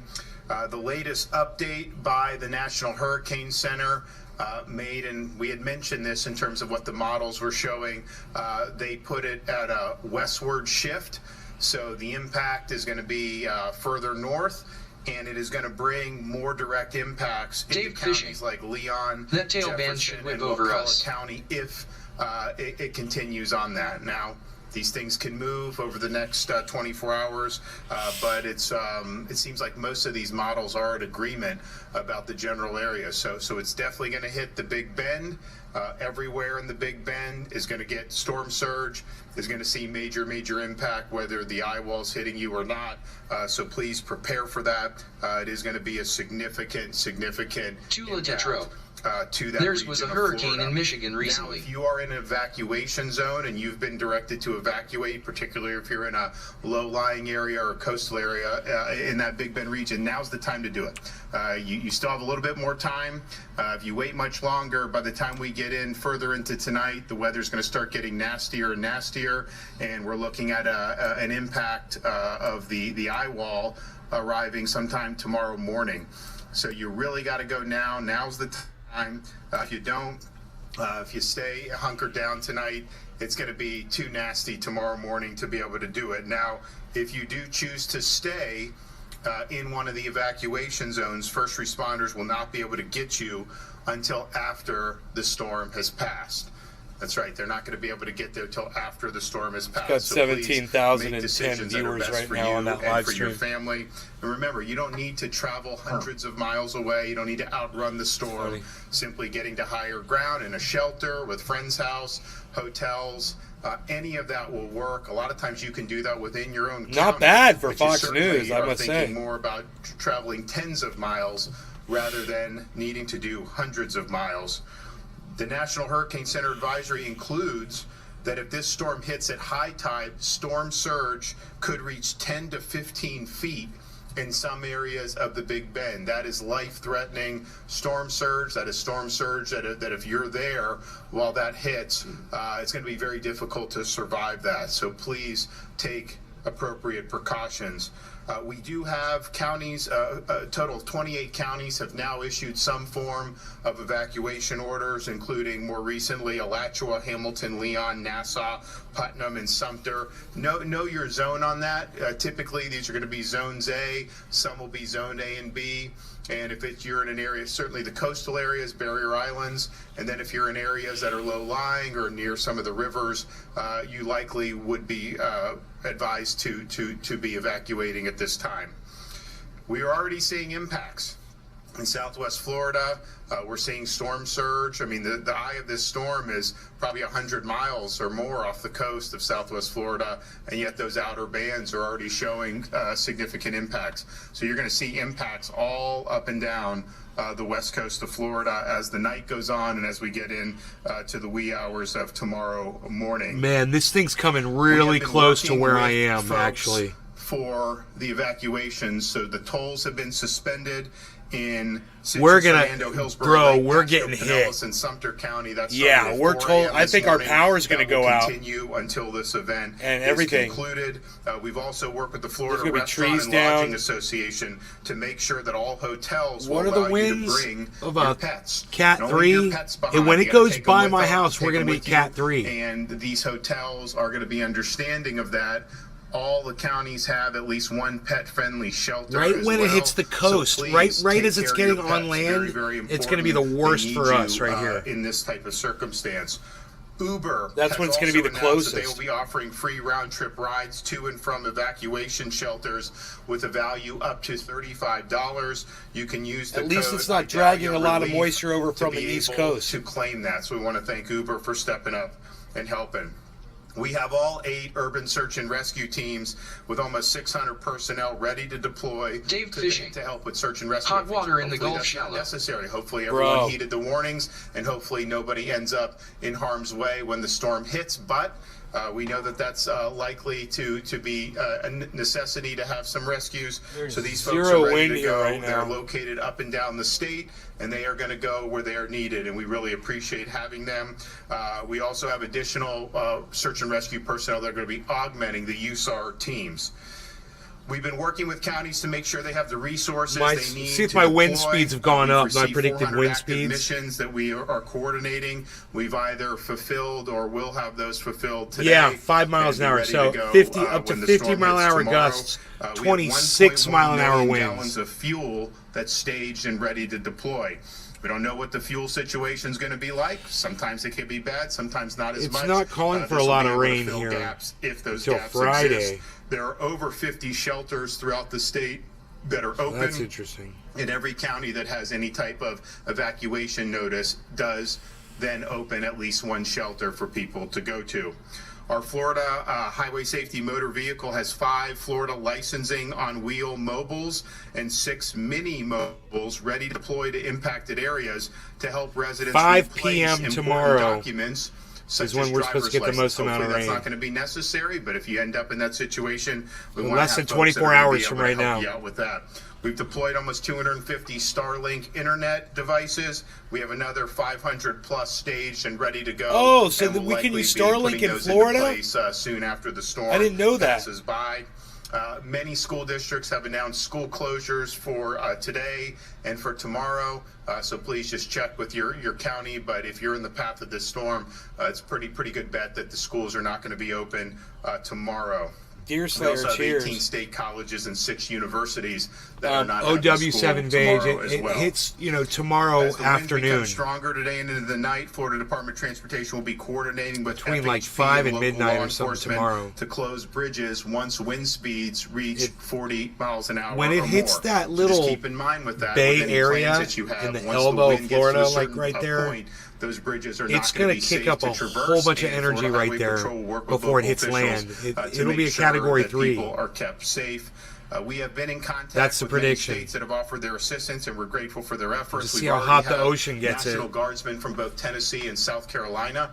I want to thank them for stepping up and helping Really us hot out. outside, We too. also have called up 33 ambulance strike teams with over 200 ambulances that are ready to surge in any of the impacted areas. So this is crunch time right now. We're going to get hit with a major hurricane. It'll be sometime, the eye will arrive on shore sometime tomorrow morning, most likely. Oh, he's not here. Have major impacts. Yeah, it's got particularly giant along bait to Florida's energize. Big Bend region. So listen to your local officials. He's not Take in the state of Florida. precautions to protect you and your family. And once the storm passes, we will have help that will be on the way in the form of power restoration. We were able to go to Wildwood in Central Florida to meet with all the Duke Energy personnel that have been pre-staged there. Oh, he is to in help Florida. with Sean, the Orca energy guy. and their power restoration Stay safe, Nick. efforts. Dude, We've where got, is he? Close to 30,000 people that are in the state of Florida staged for power restoration efforts. So that's going to be a priority to be able to get Great the power back on for folks. Obviously, seal search of and the rescue state to the extent of- that's needed. Those guys are going to And be it's ready all to go. blurred And out, Kevin dude. and his team have a lot of staging. I think it says of Florida. Food, water, the things that people need when normal services are interrupted. So everybody hang in there. This is going to be something that will leave significant impacts, and particularly in this part of the state, you really got to go back to the late 1800s to find a storm of this magnitude that will enter I think he's where in this Florida. one looks like it's going to enter Hey, Sean. tomorrow. So we don't really have a historical analog in anybody's memory. So it's likely to cause a lot of damage, and that's just the reality. So be prepared for that. Be prepared to lose power. And just know that there's a lot of folks that are going to be there to help you get back on your feet. Okay, we're going to hear from Kevin Guthrie. Thank you, Governor. Good evening, everyone. As the governor said, it's crunch time. We're down to the wire. Hurricane Idalia will be making landfall tomorrow morning. Some parts of Florida are obviously already feeling those impacts. We're seeing a lot of videos. I think and he's in still pictures Tallahassee. coming out of Southwest Florida, specifically in Fort Myers Beach and those areas that were impacted a year ago. Again, want to let those people know that we're going to be there as soon as we can get to you guys tomorrow morning. We will have some of our southern stage Dave assets fishing. in there to help you guys and Yeah, most evaluate likely. some of that damage. If you haven't evacuated, you're north Dude, of Fort Myers, you're up Tampa into the looks Central like Gulf it's Coast, about to just get- northern Big Bend area. Yo, Buck If Fiden, you have not evacuated, how's you the need to do weather that in right Tampa now. right now, You bro? need to drop what you're doing. You need to go to your room, pack up, pack your things, and get to safety. How's the weather? Is it raining, Buckfied 1234 in Tampa? Because, dude, you guys look like you're about to get a massive band over. Experience historical flood. And I don't know what happened to our band. It's literally showing it go right over where we are. And there's like no rain outside, no wind, nothing. So we're getting lucky. When I got the phone call that we're going to be it's moving right past where I am. Tropical thing. Put that in perspective. Yeah, that's the seal of Florida. Was predicted for Hurricane Ian in Fort Myers Beach. So please heed the warnings. If you're in that Big Bend area, your emergency managers are calling for an evacuation. Please do it. I was on the phone again with Levy County, John McDonald. He is greatly concerned about Cedar Key. 12 to 13 feet of storm surge there.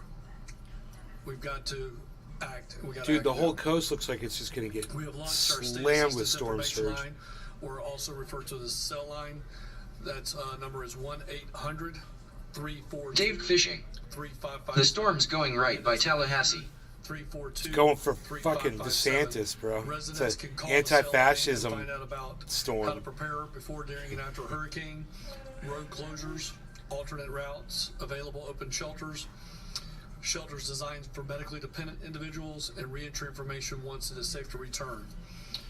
You can also, of course, dude, we just dodged the first. That coast looks like it's curved from being slammed by storms. Bro, we just got lucky off that first band. It just went right over us. I think it's past. And now it looks totally clear. Michael Trees.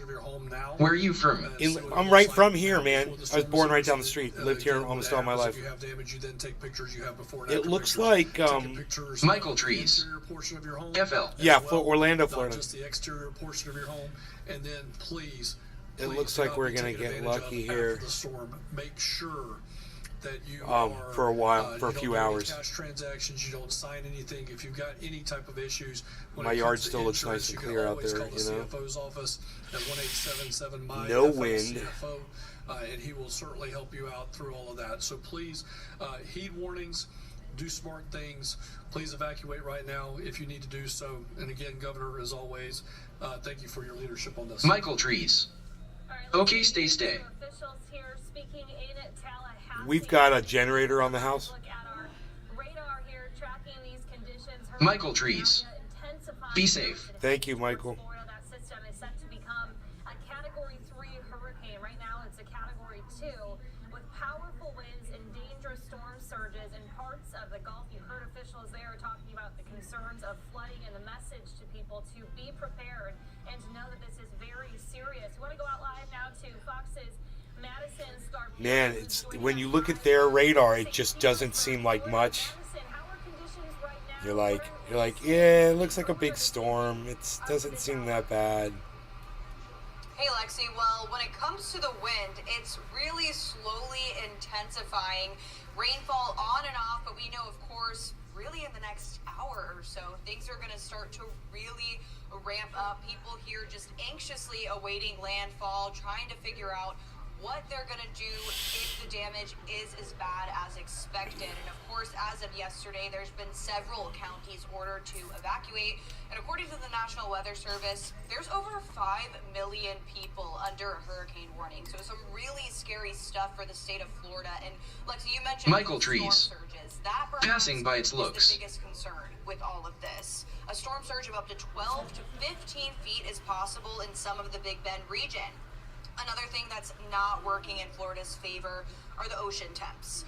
Hurricanes thrive on warm water, and the Gulf of Mexico's water has been hotter than normal for weeks now, and really acting as a fuel for Idalia. There are currently 49 counties under a state of emergency, and Governor Ron DeSantis has deployed thousands of National Guard members to help with storm relief efforts. You, of course, just heard him talking in that press conference. The worst thing you can do is underestimate. I heard about the St. area. They say this is always a stressful time of year. That peak hurricane season, not necessarily anything new to Floridians. Since you heard about some this, say that a lot of people don't take these warnings serious enough. I think we're golden. Eventually, maybe not. And this, on the beach, certainly on the west side of St. Pete, this will have an effect. It'll have an effect, St. Pete, Clearwater, all the way up. There will be property damage. There will be flooding. There hopefully no loss of life. Now, at least for this area, for downtown St. Pete, Lexi, we're still seeing people walking out and about. We're seeing cars on the road. Hopefully that changes, though, through the night, because things are, like we've been saying, expected to be extremely dangerous. But I have to say, at least a lot of people are taking that evacuation order seriously. The hotels in this area, packed to the brim, completely sold out. You see people coming in with loads of bags and boxes, their pets, so a good call on their end. And again, all just kind of anxiously waiting to see what happens and if this area will be spared. I can't believe that band went right past us. We just got like a drizzle. We got so lucky. Next one, I don't think's not going to be so lucky, bro. You just got to see what that map looks like when it's sitting in the goddamn. And if it stalls, you know, they never know if one of these is just going to stall and build up energy. Yeah, Michael Trees. Like I said, South Coast. Florida, hurricanes are no stranger. And this area specifically has not gotten hit by a major hurricane in decades. Of course, What's the wind speed? What's this thing moving at? They still had some dangerous effects. But when you talk to business owners specifically, they reference Ian. Michael Trees. The worries that they have. His awesome place in Florida. I talked to how many miles per hour is this thing moving at? Yesterday, and they also have houses in the Fort Myers area, and they lost dozens of those houses. So he says this time they are prepared. They're getting ahead of the game by doing all they can to protect the houses. So I think it really was a lesson to learn the impacts of Ian for not only business owners but just people who live here, vacationers. I bet there's a way to see the freaking forward speed of this bad boy, bro, on this map. I just. I'm gonna pull it up. Just radar. Continue to bring all of these great updates for us. Thank you, Lexi. All right, let's take this moment to take a quick commercial break here. 8:30 Eastern is your time right now. Michael Trees. I've a friend that is homeless for there. Throughout the evening into the early morning hours, bringing you all of this live coverage, tracking Hurricane Idalia as we follow the very latest. So hope you stick with us as we bring you all of this live coverage. We're going to take that quick commercial break and see you back in 2 minutes on the other side of this. On the other side of this bullshit, where nothing happens. Okay.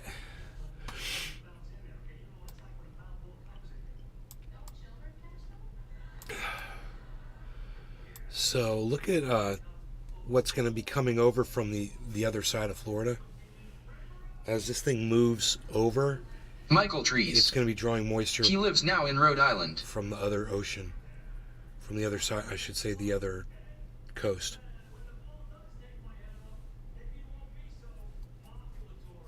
That's what's going to happen, man. It's already starting to, man. It's already drawing moisture over. You can see it, pulling it up from above Daytona. Michael Trees. Almost near Jacksonville. Also, he is going back to Florida in April. Dave Fishing. The more west it hits, the less rain. Dave Fishing. For us.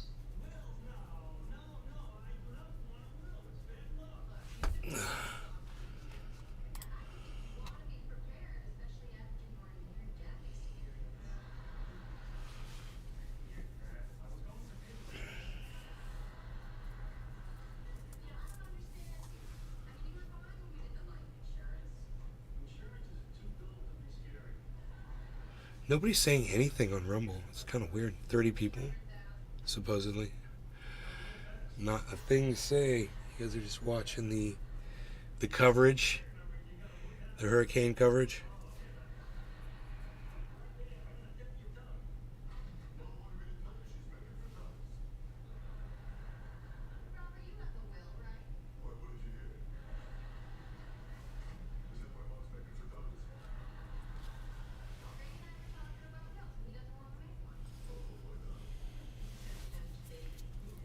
All right. Here, getting you a live look right now on this Tuesday evening from Orlando, Florida. Michael Trees. Long time I am packing up some biker Kushne. Right on. Dave Fishing. Looks like you're in a weather studio with the naps. I know. Continues to intensify. It is threatening a potentially catastrophic collision with Florida's west coast, while officials plead. Welcome back to Weather Live from Nays Garden. Over again, we've heard that same message, and it's been good to hear from a lot of our reporters that we've been checking in with that they have been, for the most part, listening to that message. They know it's serious. In fact, Florida Governor Ron DeSantis put out this tweet not that long ago saying Idalia has strengthened to a Category 2 hurricane and is forecast to make landfall as a major hurricane. He then goes on to say here, if you're under an evacuation order, now is the time to leave. You all still have a couple of hours to pack up and to get on the road before conditions deteriorate, but by late tonight, you'll need to hunker down and stay in place. If you choose to stay, first responders will not be able to get to you until after the storm has passed. So the storm already packing 105-mile-per-hour winds, and the outer bands have been lashing Florida for hours, already causing some flooding in certain areas, and that's expected to continue to strengthen here before it reaches Florida's Big Bend coast. We heard officials with Florida Governor Ron DeSantis saying earlier this Michael week Trees. Historic flooding Cheers in all. certain parts of the state. So really taking these warnings seriously as officials bring these updates here. We've been taking you throughout all of the updates too, not only from hearing from FEMA earlier today at the White House, hearing from the Florida governor, but also taking you throughout certain areas, certain counties. We want to take you out now to Manatee County, Florida, hearing an update from officials there. Crews and first in teams, and we'll try and get power linemen out as quickly as we can, but we don't want people in their way. We want to stay clear out of their way so that we can restore power and restore the county to its full operating level as soon as humanly possible. So with that, I'll turn things over to our Public Safety Director, Jody Fisk. Good afternoon, everyone. Just as a reminder, we have issued mandatory level A evacuations. That is all mobile homes, manufactured, and RVs. So please, if you've not left, take the opportunity now, gather what you need. You can go to one of our shelters. We currently have 3 shelters that are open for the general population: Freedom Elementary, Mills Elementary, and Miller Elementary. Currently at Freedom, we do have 129 evacuees. There are 91 evacuees at Mills and 94 at Miller. Please, again, God, man. if you have not left, take what you need, make your way to a shelter, to a friend, to a family Michael member, do Trees. what you need to keep yourself They have said the real safe. Kush came from Florida. It was a clone that they was sent to If you California. are choosing not to go to one of our shelters and you are going to seek evacuation elsewhere, tens of miles, you don't need to drive to the Florida-Georgia line, tens of miles away from evacuation level A. Make sure that you are comfortable, that you are safe, and ride out the storm. And again, please pay attention to the surge. Tomorrow morning when the winds die down is not going to be the time to try to go home. Pay attention to all of our updates that are coming from public safety. Another reminder for everyone, there will be no trash pickup today or tomorrow, and recycling and yard waste is canceled for the week. If your trash pickup day was today, you will get picked up Thursday. Thursday's trash pickup will be on Friday.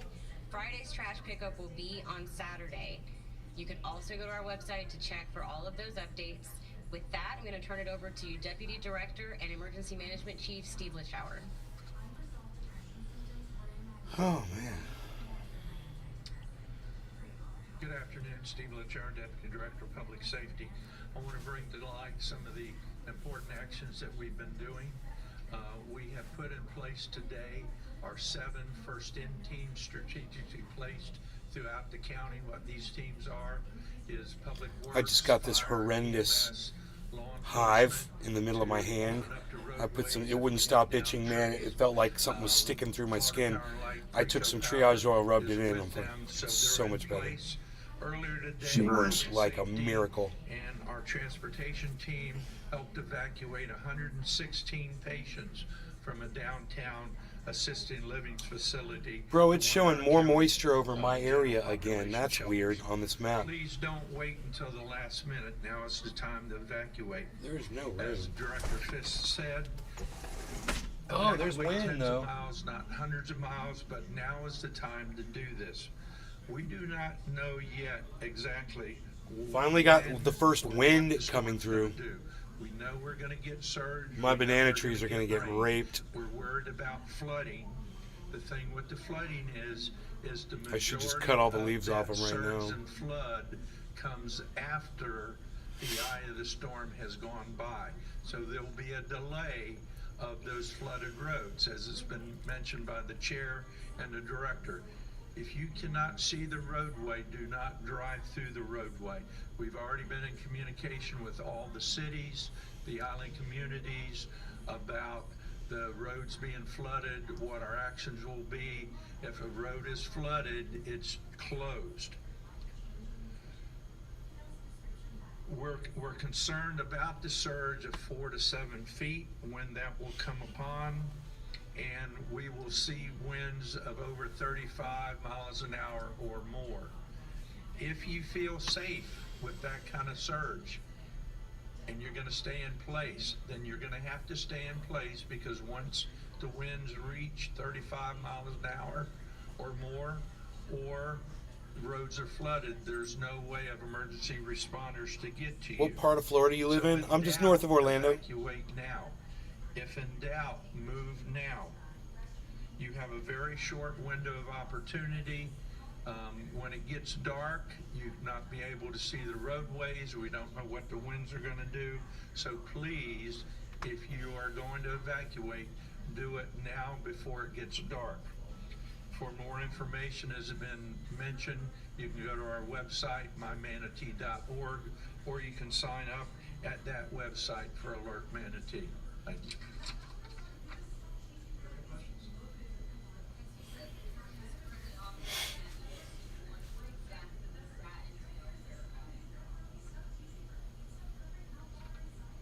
A level 1 activation is 24-hour staffing, so we've actually been at that level since yesterday. We have 2 shifts, an Alpha Bravo shift. Every emergency support function is providing 24-hour coverage at the desk. So really since yesterday, we have been on constant conference calls. We've been in direct contact with the state emergency management as well as our federal partners. So it's 24 hours until the storm passes, and we are sure that it is safe for residents to return back to their homes and the shelters are clear.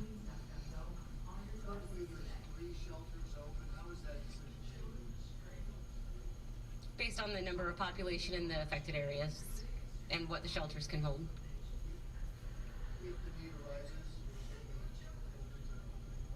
Absolutely.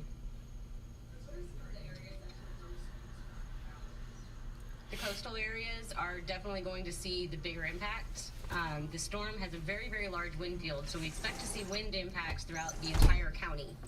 I would also encourage everyone, please get registered for the alerts. Due to the side of the storm that we're looking to expect, we are expecting to see some tornadic activity, so those alerts will go out as soon as we receive them from the National Weather Service. The coastal counties, or coastal area, however, will definitely see the higher wind gusts, and they will see the surge.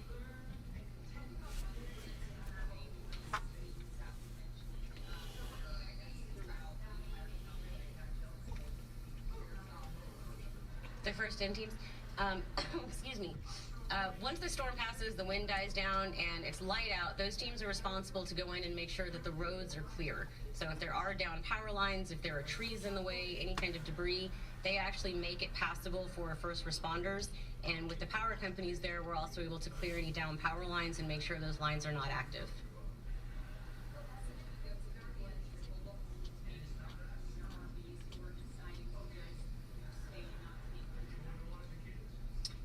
I would urge them to reconsider.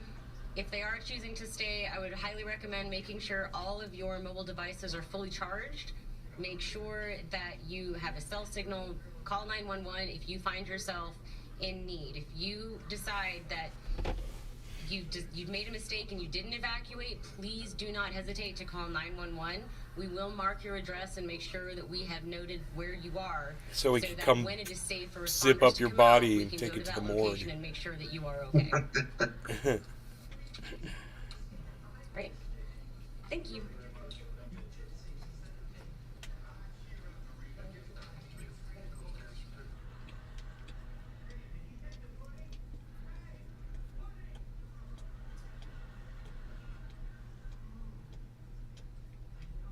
All right, you're just listening in there to that update out of Manatee County, Florida, and we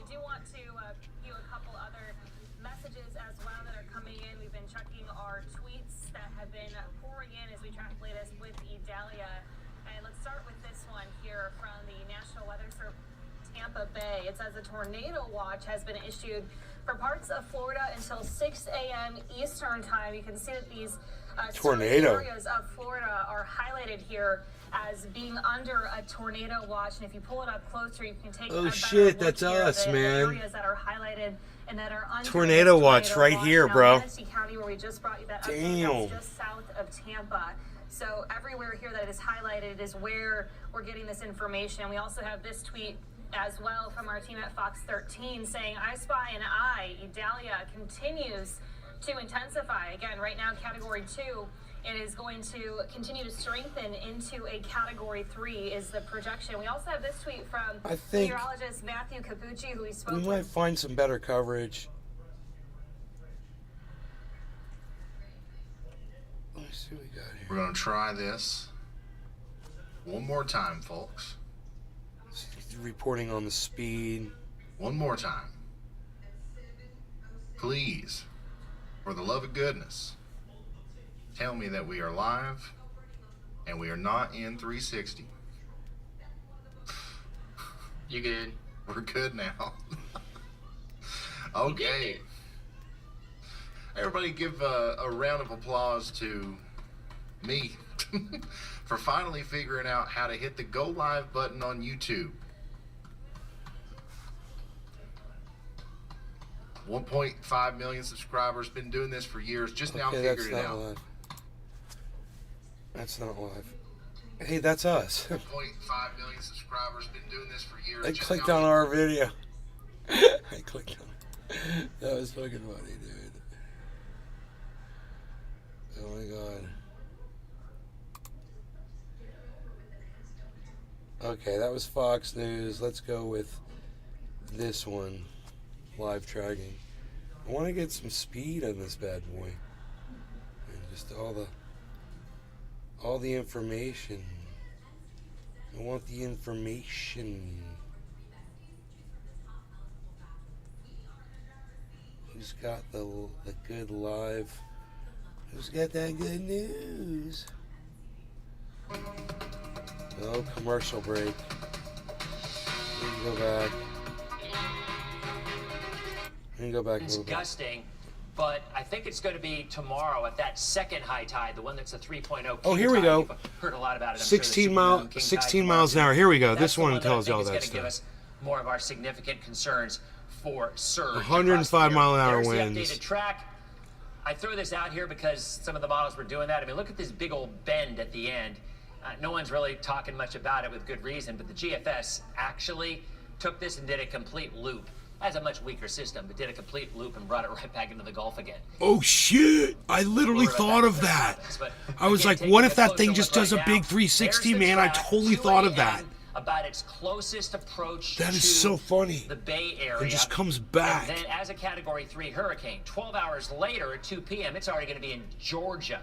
In So Georgia? That's how fast it's going to be moving, which makes landfall here around 9 or 10 o'clock in the morning. Of course, our concern is if that track moves more to the west, and the Hurricane Center said that could happen at 11, and as long as this is moving north, I suspect that track will continue to move off to the west.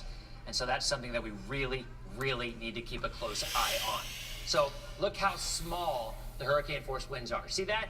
Those are the orange right there, 58 to 73. They're the stronger winds. Wesley the yellow winds are Chapel. where we're in right now. So we're seeing these winds along the coast. But as this moves north, those hurricane winds never get really any closer to the Bay Area. But the winds that we are dealing with and the surge, let's go over to Jason to talk about that. Jason. And Dennis, while you were just talking, Ada Ray sent it over to me. Tornado watch has been issued. Let me see if that's already been loaded graphically. It has. So there you go. Everybody in our area, that includes our inland spots. We were wondering if it would be that far east. It goes right to the border here of Polk and Highlands County. There is not a tornado watch over to the eastern side of the peninsula. So that tornado watch means that we are going to expect to see a couple of isolated tornadoes. We see this nearly with every tropical system, whether it's a depression or a tropical low or offshore strong hurricane like this one, like Dennis said, it's a spinning thunderstorm. And God, I all hope we these don't get a individual spins tornado. that happen, plus you have land interaction, Oh my friction, God. and all that sets the stage for us to potentially see some of these supercells offshore that may turn onshore and develop into something a little stronger. So I'm going to spend just a second on here with the radar, see if we've got any suspicious areas that are showing up. Of course, the squall line, or the squall that we're talking about coming onshore, it's literally within 15 miles of the coast right now, and it's within these areas that we'll watch for the potential for some rotation to develop. So if we were to see tornado warnings begin to get issued, it would be here in our southern counties first, south of Tampa Bay. I'm going to flip the radar off, I'm going to turn the rain off, and we're going to look at the winds. Dude, it looks like it's just inside of this. pouring So it right looks a there little on the funky, and beach. yeah, there are a couple of areas of suspicion that I am seeing. So let me pause it. We'll zoom in onto these spots here. What we look for is a difference in color on the radar, and what that means for you and me is that when you see two colors that are the kind of the same color, but not necessarily. We've got this spot here, and then maybe a few spots under the radar down here as well. But this is a little bit of spin. So we've got the blue going this way, the red, green going this way. These two right next to each other indicate that we do have some rotation out there within these cells that are offshore. So that's a potential heading into the next few hours, hence the tornado watch until all the way tomorrow morning at 6 need a.m. some So right guitar. now, no tornado warnings, but just be advised that we may be doing Feeling a the little winds, tornado no. coverage here as we go through the night. Yes, So I these live can in hold Florida. together Go and hard. move a bit farther south. But like Dennis said, we've got to talk about the surge. The surge is going to be the biggest forecast headache for us here over the next couple of hours, and I say that because The blue we're looking dot at is the you. onshore winds that are No, the blue coinciding with dot high is tide Orlando. times, and that all I'm working together north to of give there. us the surge potential. But it's all about the wind direction you first. just had a So take a look at this. This Skynet is moment. Futurecast in the Gulf of Mexico right now. With the eye being just to the west of Port Charlotte right now in southern Sarasota County, that means that our winds are just now beginning to turn onshore here, the south of the eye. To the north of the eye, where we're looking at the peak forecast for surge potential, we're still looking at Why winds you around move? the eye coming out of the east. That's an offshore wind, and that Sir, is with right you now 100%. limiting the surge risk. As Thank we you, go forward in Oak. time, though, I as the appreciate eye that begins so to move much. north of your latitude, that's when your winds shift back We're not onshore sure. and back out of the southwest. So Why by 1 a.m., as we're gearing up did for I high move from tide, some of you California? around Oh, midnight, because others my as late as father's 3 or sick. 4 in the morning. Just depends on your location from north to south, and I'll have those tide times here in a second. But by 1 a.m., the center is now basically at the latitude here of Clearwater, and that means that we're beginning to see the onshore winds coming into Tampa Bay. The surge has already started in our southern spots, maybe as early as 9 to 10 o'clock. The water's starting to creep up here in southern Sarasota County, where you do have the potential for 2 to 4, maybe 5 foot of surge in these areas. And in Tampa, that's where we're going to start to watch and see how much water can get pushed into the bay, because in Tampa area, we're looking at that tide time, high tide being around 2:30, 3 o'clock, and that's when we're looking at the center beginning to bring in some of those stronger areas of winds and more of a water So push. this is the Then you prediction. fast forward to 4 a.m., the latitude has now reached Citrus County, so we're seeing all of our Bro. coast at that point beginning to get the God, water man, pushed we might get onshore lucky. and beginning to fill the bays and estuaries, and also pushing into some of the freshwater It'd be rivers so nice that if go we out get into lucky. the bays. And that's all setting up the potential for us to get these near record level surges that we have not seen along our coast in quite some time. The last several strong, powerful hurricane systems have moved inland before they got to our latitude, which kept offshore winds nearly for the entire coast the whole time. Even in Hurricane Ian moved onshore just south of Sarasota County. So while we had the eye wall in southern Sarasota County, the whole time it was moving with winds offshore. So we had the significant and severe wind damage in Northport, and then of course the freshwater flooding that happened after. But in places like Inglewood, Manasota Key, Casey Key, Nokomis, we didn't see that significant surge in these areas because of the offshore wind. So that's what was different with this storm compared to last year, compared to Irma, compared to Charlie. So often the storms have moved in to It's the gonna be bigger, southern though, peninsula, tomorrow. and then have come up, which have kept us on the According to offshore the side, models. the off-wind side, I should say, of our surge. So let me find the surge tide map. This is what we're looking at. So in Crystal River, around 3 o'clock, the eye should be approaching your latitude, and we're looking at 3:02 into the morning for high tide. So if we can hold off the eye going past Crystal River by 3 a.m. as the tide is at its highest, we may save a little bit on this first high tide of that flood surge potential. But the next high tide, like Dennis was saying, is at 2:47. The storm will be well away from the area, but we're still looking at, of course, the onshore wind around the circulation, with it being to our north. In St. Petersburg, 3:31 in the morning is our high tide. We're already going to start to see the onshore wind here by midnight. So this is where we could actually run into high tide coinciding with the onshore winds in our central and southern spots. In Sarasota, 1:53 a.m. By that point, places like St. Armand Circle, Lido Key, Siesta Key, you're beginning to get the surge pushed back onto your beaches at that point as well. So 302 is what we're looking at here in the Tampa-St. Pete area, and that's what we're going to be talking significantly here, Dennis, about the surge potential. So I'll send it back over to you. Yeah, Jason. So a couple of things I want to go over, kind of administrative things, if you will. All right. So first of all, I want to welcome the folks who are watching us from Florida 24, especially in the West Palm area, because we are now kind of covering the entire state in our coverage, and with good reason, because the entire state is being impacted by Idalia. I mean, you can see right there a very well-defined eye getting stronger. The outflow boundaries extend all the way down past Fort Myers. You have a moisture Man, plume that even thing coming looks in like from it's Miami, stalling to me. up toward Daytona, Jacksonville, but obviously this is the area that What we're did I most say the concerned forward about. speed So we're going to was? be talking about areas from Tallahassee to Jacksonville. I want to mention Gainesville. We have a lot of folks Oh, who have there it kids is, who go to 16 UF, miles an hour. and UF is not going to have the issues No. that they could have if this track had been more Cedar Key. Yeah, I mean, 16. Cedar Key is only about an hour from Gainesville, and that track could have very easily been a real issue. Matter of fact, I have a daughter who goes to UF, and I was talking to her yesterday saying you could see 75, 85 mile an hour winds. You're not going to see that anymore, because as this storm has moved far to the west, it's going to be more up toward the north, and in fact, well to the northwest of Jacksonville as well. I think it's going to end up even closer to the Savannah and the Carolinas. So that'll happen in 24 to 36 hours. But again, we are with our Florida 24 network and our group of reporters from all the way in West Palm, straight on up to Tallahassee. We're going to be all over the place. And I do want to mention one other thing. We're not going to necessarily see widespread power outages, but we are going to see some power outages. And since this is hitting the Bay Area at night, that's just a lame thing. That's it's the a worst given. thing. In the middle of the night, lose power. Yeah, you can't see anything. You don't know what's going on. You'll be It's sleeping. pretty scary, right? No, So we've got because a you're already solution asleep. for you. It's And cool. by the way, you should be charging your phones. Stay in bed. At all times until that power goes out, if it actually does. So here's what we're going to do. We should We're gonna watch. show you on the screen. It's a QR code for our ABC Action News app. Now, I'm not sitting here trying to pitch an app. I promise you I'm not. I'm doing this because while you lose power, you can still watch our newscast. And that is huge. I've been in power outages chasing storms before, and it's kind of lonely because you don't know what's going on. You're not sure where these storms are. You don't know if So there's a waste tornado your warning battery by or whatnot. watching So me. you scan this code right now, you download our app, you will be able to watch our live coverage all And the then when you time, finally all need to night make that long. We emergency will be call, here. you'll have no And power Lady left in your Jameson, phone. They actually pulled a chair up to the desk. So I'm thinking, well, they're in for the duration now, although it looks like they put it away now, so I don't know what's going on over there. But regardless, like I said, you will have the ability to watch us if you lose power, and that is a huge, huge thing. We're on our local radio stations. We've been doing a lot of live shots, talking with MJ over at Q105. And so at the end of the day, we've got you covered everywhere. And it's not like we're watching you like Alexa and all the other stuff. No, no, no. This is simply us trying to be everywhere you already are. And if you're not watching on TV, maybe you're watching on streaming app, or maybe you're watching on Facebook or TikTok or Twitter or X or whatever the case may be. So that's our goal, to be in all those places to serve you. So when you get a big storm like this, you're never in need. You're always going to know what's going on, and that helps you to make those decisions you need to keep you and your family safe during the rest of this hurricane season. Jameson? All right, thank you, Dennis. Just took a load off there for a few minutes. Now I'm back up again, ready to go.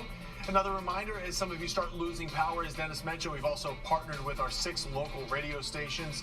You'll be able to hear ABC Action News on their stations using a battery-powered radio if the power goes out. I was just checking some of the outage numbers from all the different providers, from TECO, FPL, Duke Energy. We do have some sporadic power outages going on in the Bay Area right now. Nothing major, though, at this point, so that is certainly good news. Our radio partners, as you see, are right there on your screen. Turning back now to our team coverage out in the field. Let's go ahead and check in with our Vanessa Riza, who is live for us at the St. Pete Pier this evening. Vanessa? Yeah, good evening to you, Jameson. As you were pitching to me, the wind started to pick up even more and the rain coming down even more. Now, we drove through downtown St. Pete. It looked kind of as business as usual. People in the bars, they were enjoying the evening for as long as they can right now. But we're at the pier right now. I want to give you a better idea. We have a little bit more light here than we did in Shore Acres. So it is whistling out here, guys. All of these boats, every now and then, you can hear the wind pick up and you can hear it through these boats just swaying. No, I haven't checked on North. So The we alien. have seen a few people in the downtown St. Pete area here along the pier, not so much. When we were in Shore Acres about 30 minutes ago, we actually did see a person on the jet ski on the waters. A lot of people checking out Grand Bayou or Bayou Grand just to see how it was going. And we're kind of seeing the same as we come down here to St. Pete, albeit the wind has picked up. It's a little bit more windier here than it was in Shore Acres within the past 20 minutes, as is the rain. That's coming down a little bit more steadily now. And we're going to stay out here, kind of monitor, drive around, see what we can find. The good news is we're not seeing as many people on the streets right now. So we will continue to drive around, like I said, see if there are still people out here and see how this weather progresses. But for now, I'll send it back to you guys in the studio. All right, Vanessa, thank you. We want to continue our team coverage staying in Pinellas County now. We're going to check in and see what Julie Salamone has found out there for us tonight. Julie, welcome to our coverage this evening. Hello, Jameson. We are out here not far from downtown Dunedin. The Dunedin Pier is right behind me, as well as the marina. A couple people outside walking around tonight. Their first thing they said to me was, "Where's Dennis Phillips?" I'm like, "He's working hard." So I think they were a little disappointed when they saw us. They were really hoping to see Dennis. Again, we're over here not too far from the pier. Pinellas County officials are urging everyone, they really wanted everyone to be sheltering in place by 7 o'clock tonight. They're also encouraging people to stay active on social media, on their Facebook account, on their Twitter account for updates. Right now in Pinellas County, there's a evacuation order for just Zone A, but they are just urging people to stay up to date. A little bit of rain out here, a little bit of wind. We were in downtown Dunedin a couple minutes ago. A couple people walking out. Some people had the golf cart out. Not too much wind down there. Most of the businesses are closed down there. So again, Pinellas County is just urging people to really, shelter in place, stay inside if you don't have to go outside.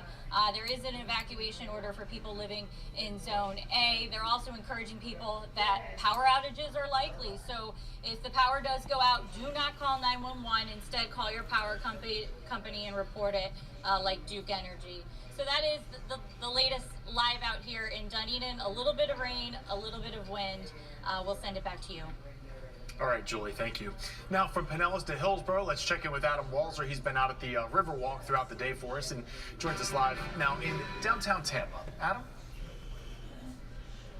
Well, Jameson, the rain just started for the first time we've seen it in about 3 or 4 hours. We had that band come through in the early afternoon, and then it's been completely dry. This Riverwalk area and Curtis Hickson Park were full of people up until about nightfall, and now people have cleared out, I guess, going back in to wait out the storm. But we ran into quite a few people. In fact, 2 college freshmen at the University of Tampa who were here from Minnesota. They said this was their first hurricane. They were out looking around to see what was going on, and we told them that, you know, the worst is yet to come and to go in and make themselves safe. But they said they were already getting calls from their family and friends up north, concerned about what they were seeing on the weather map. Man, that band completely missed us. That first one, we got lucky.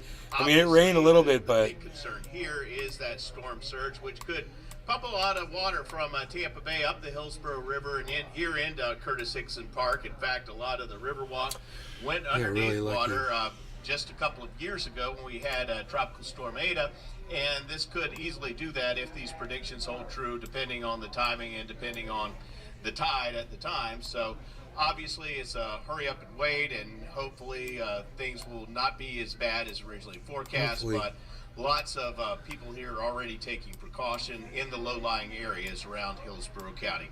Reporting live from downtown Tampa, Adam Walser, ABC Action News. Pretty quiet out there tonight. All right, thank you, Adam. We've been showing you this all day if you've been watching us, but we want to stress how important staying connecting to us is as people start to lose power tonight, and it will happen. So make sure to charge your phone now, any backup batteries you might have as well, and download our ABC Action News free mobile and then, app. make sure you charge up your phone and then download our app and then turn on your phone and watch our app. Free apps to download. Fucking idiots. Our coverage continues right after this. You guys are morons. All right, you guys, thanks for watching my show tonight. Hope you had fun. I will see you guys tomorrow. And I will report in and let you know what's going on with this hurricane. As far as Ben, as far as we're concerned right now, we got really lucky. That first band came over and we got like a drizzle. Dude, and now the radar is showing that we've got this big break, but there's another band coming. When that thing's sitting on the coast, we'll see what happens over here. I don't know, man. Hopefully it won't be anything, man. There won't be any damage or anything, and no power will be out or any of that shit. 'Cause nobody needs that. You know, just hoping for the best for everybody that's out there having to deal with this, because it's bullshit and it sucks, but we'll see how bad it gets when it hits Category 3 and it sits on the coast, and see how long it fucking sits in one spot. Look for good. Hey, what's up, Mrs. Ramsey? Hello. Wow, Token Tony Z. Wow, you guys are all of a sudden, you're going to chat now. That's crazy. You know, the reason I usually shut down the shows is because no one's chatting anymore. So now all of a sudden everyone's saying hello in the chats. Gravetacular, Jeff Lund, Dave Fishing, Ben Roach. You guys weren't talking 2 minutes ago. But, well, there's a bunch of you here. There's a bunch of you here.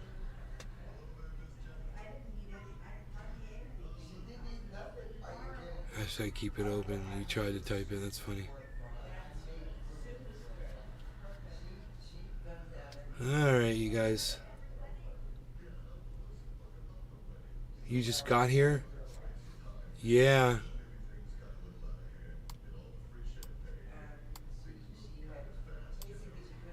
Yeah. I could totally keep it open, but nobody said hashtag keep it open. Don't shut down. We're watching the fucking news. Well, can you type in hashtag keep? Can any of you type in hashtag keep it open? Is that like too much to ask? If you want me to keep the live show open? None of you could do it.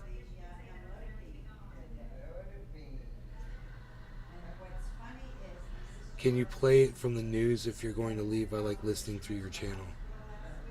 Yeah, if you type in hashtag keep it open in my chat. Can you type in hashtag keep it open in my chat? Like Dave Fishing just did, and Cyber just did, and Sadie finally figured it out how to do it. Close enough. There's no spaces in a hashtag. There's no spaces in hashtags. You just hashtag the word keep. Close enough. Okay, good. All right, I'll let it play for you guys. Definitely.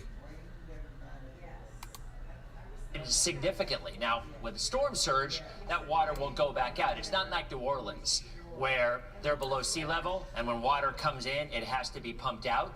With storm surge with our area, well, the water comes in, and then when the winds shift in the other direction, the water goes back out, and everything flows back kind of to an equilibrium. So we're still looking at that surge issue. The one overnight will be something, but I think the one tomorrow afternoon might be a bit higher. But here's the advantage. We may have caught a break here on this one, because tomorrow at that high tide, that storm is already going to be approaching Georgia.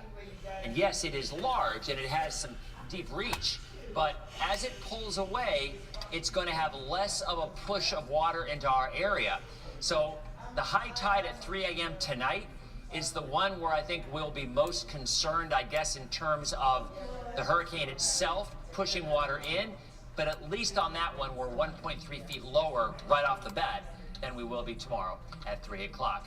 We have some live pics right now from Key West, obviously on the other side.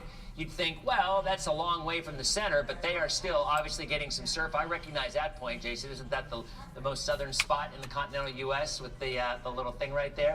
Yeah, so you're definitely seeing some surf coming into the area down south. I've had a lot of folks ask me about Naples, about Venice, about Fort Myers, you know, areas that were hit so hard with Ian, and they're going to be okay. I mean, everybody's going to be okay with wind. We will not see hurricane sustained winds. We'll barely see sustained tropical storm in some forces, but we will see those gusts as those bands come on through. So Action News with our continuing coverage of Hurricane Idalia will continue right after this.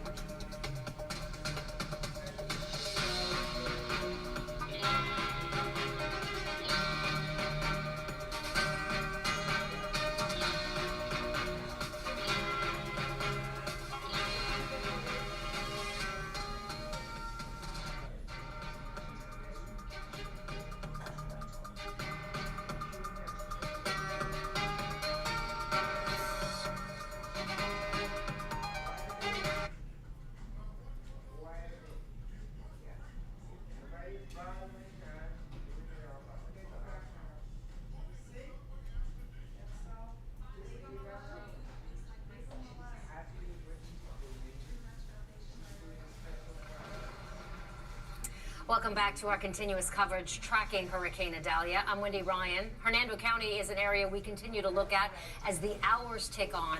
Reporter Katie LaGrone is there and has the very latest for us. I'm Katie LaGrone in Hernando County. We're actually on the edge of Spring Hill, just into the entrance onto Hernando Beach, and you can see this area has been closed off. Deputies have actually been on Hernando Beach all day, strongly urging residents in the area to go ahead and evacuate to higher ground. The area has been under a mandatory evacuation all day. In fact, all low-lying and coastal areas in Hernando County, that's west of US 19, are under a mandatory evacuation. Why? Because of what we've heard from our crews around the west coast of Florida. It's all about that water, and more water.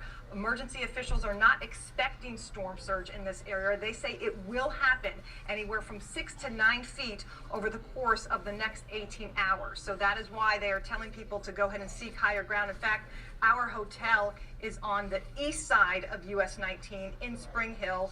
The general manager told me earlier today when we were checking in that the hotel is fully booked, and most of the people who are staying there are locals who have heeded the advice of emergency officials to go ahead and make it to higher ground and weather out this storm. I will tell you, we did just come out of this area just to take a look. There are still some people there. We saw a couple walk in the neighborhood. We saw another couple still sandbagging their home. So there's not, at the end of the day, deputies can only strongly urge people to leave. Many have, but some are still around. For now, that is the very latest from Hernando County. Back to you. Katie, thank you. And let's check back in with our Lydia Vasquez. She has been in Oldsmar throughout the day. Let's go to her live now. And Lydia, I know that area sometimes floods. Yeah, hey Wendy, that's kind of the big concern here is that storm surge. So we are on Tampa Road, about 2 minutes or so from the bay, and Tampa Road is quiet. Everyone is off the roads for the most part. A lot of the businesses and restaurants are closed for the last couple of hours. There's a bar here in this area. It's Come on, Tula, stay awake. They tell me they're open until 3 a.m. and everyone there is saying, they're going to weather out the storm. And I'd say that's about 50-50. We've seen people closer to the water with their homes boarded up, sandbags out, who say they're not taking any chances with this storm surge, and others say, they're going to prepare for the worst and hope for the best. Where we're standing here, it's starting to pick up a bit. It's raining for the first time since around 3 o'clock where we've been, and the wind is picking up as well, about 18 mile per hour. What you need is Flex Seal and the entire Flex Seal family of products. Storm. So again, it's kind We're of gonna Flex Seal the entire state of Florida. Boarding up their homes and have evacuated. They told us they're going to a friend's house. Others gonna, stick it out and see what happens. We're gonna be out here pretty much all night and into the morning and tomorrow as well, continuing to monitor these conditions and talking with people if, they end up changing their plans. But again, right now, pretty calm, rain coming down. Just saw some lightning behind me as well, and the winds are picking up. But really, that concern remains from that storm surge. We'll keep you updated. But for now, I'm Lydia Vasquez in Oldsmar, ABC Action News.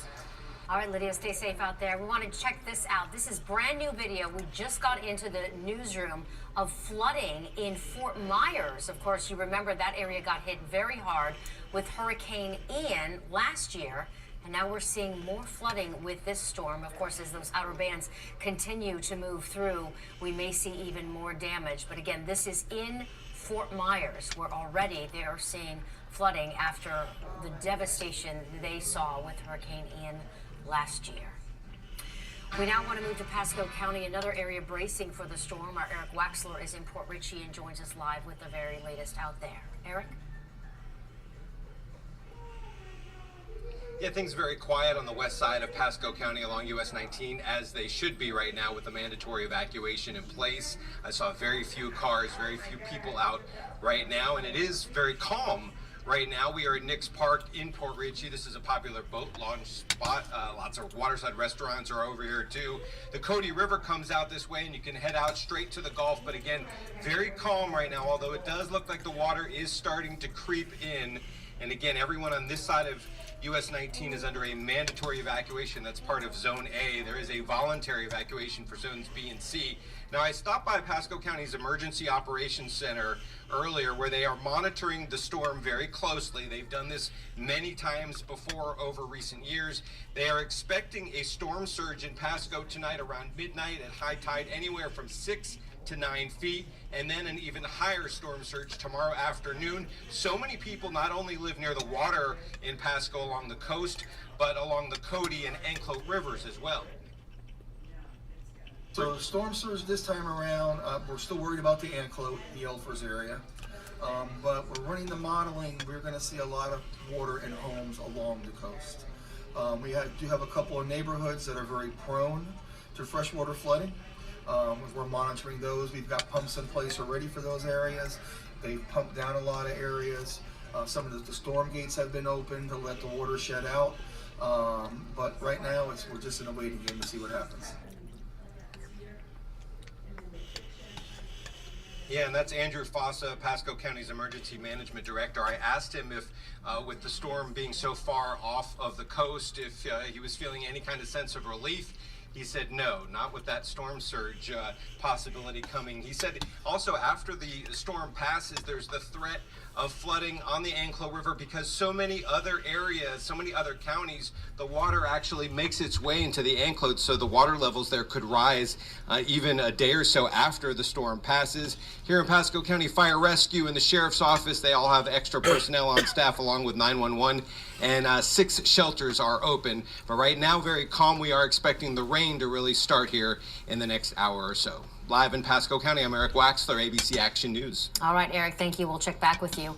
Meanwhile, ABC Action News reporter Mary O'Connell is also in Pasco County near Hudson Beach for us this evening. So, Mary, any changes in conditions since we last checked with you a little while ago?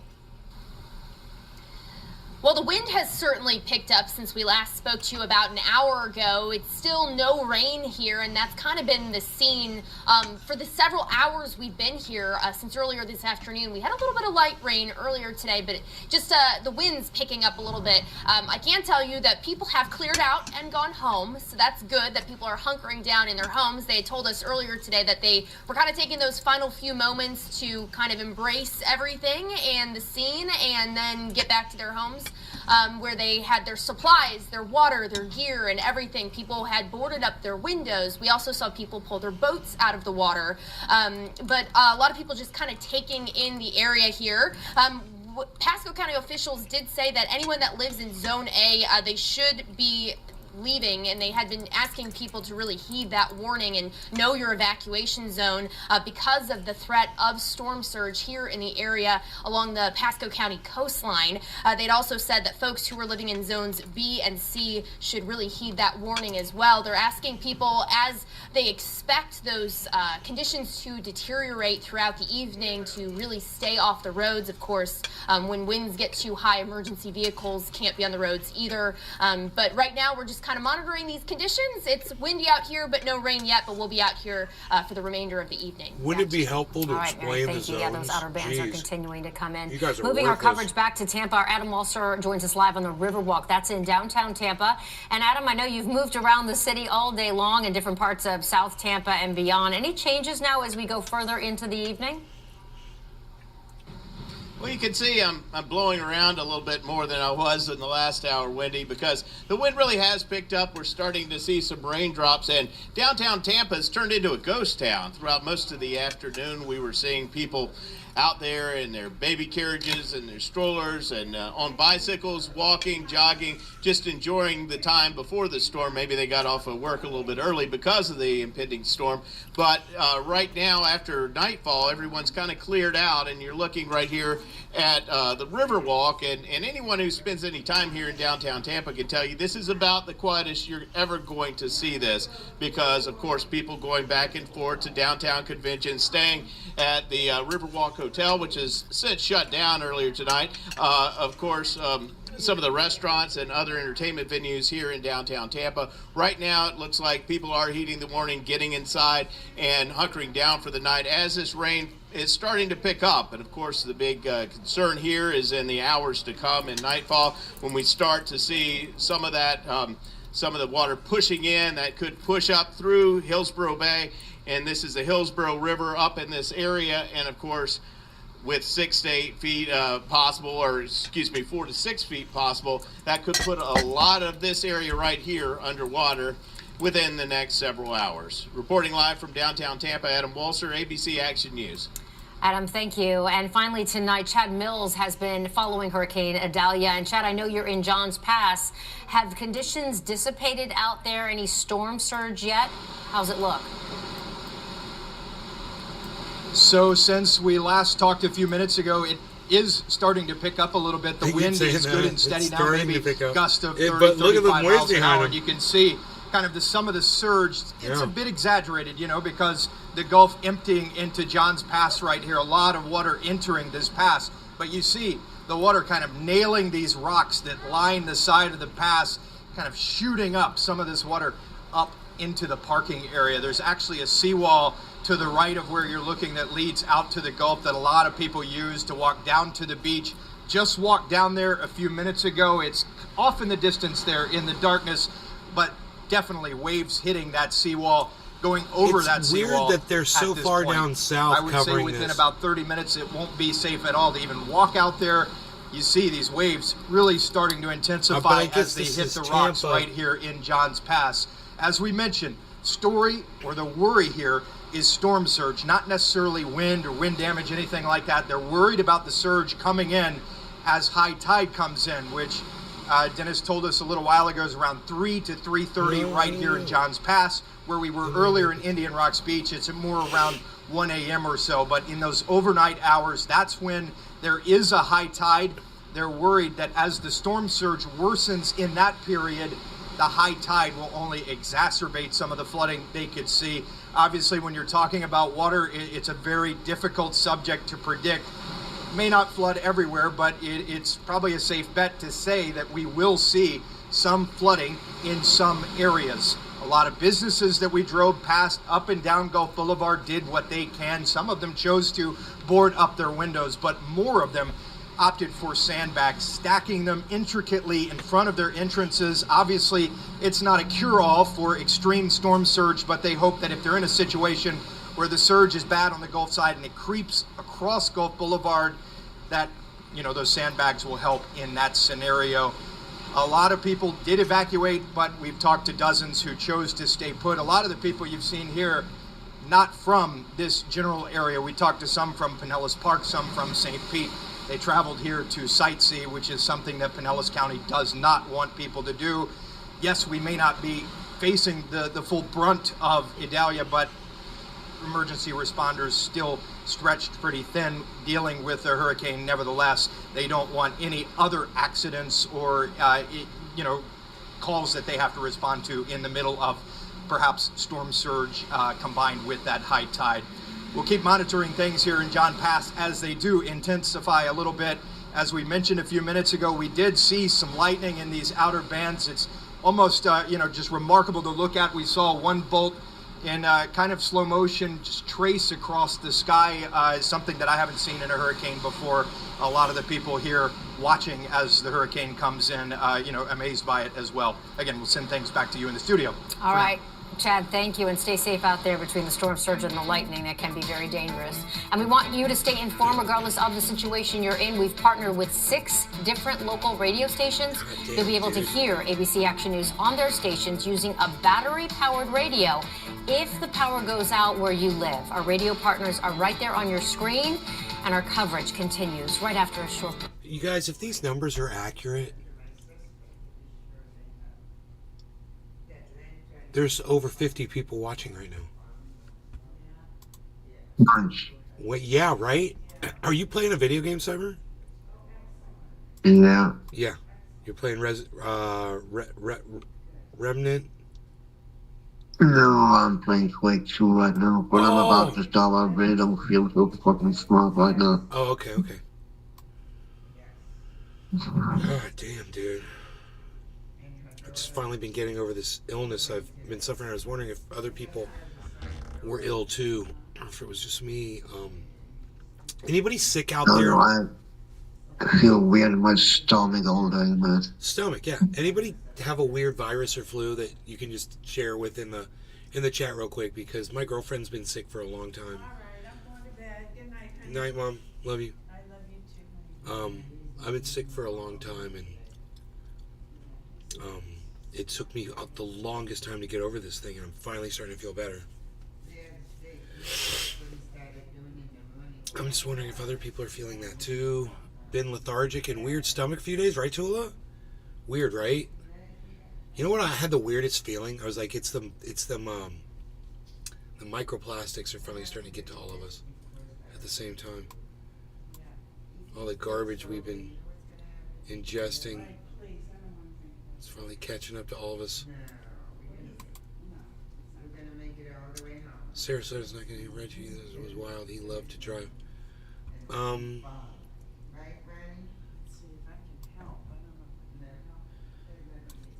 Crypto is just kind of chilling. Harmony's not looking too bad right now. That's good. 27.5. Keep our eye on that. I got my eye on this, but as of right now, it's getting close to me now, man. It's starting to get close. That band, the outer band, is starting to get close to where we are.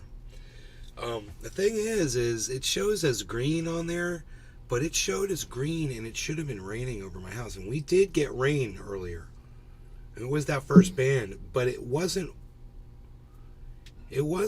for the duration that the band showed that it was on this map that I'm watching. I'm just wondering.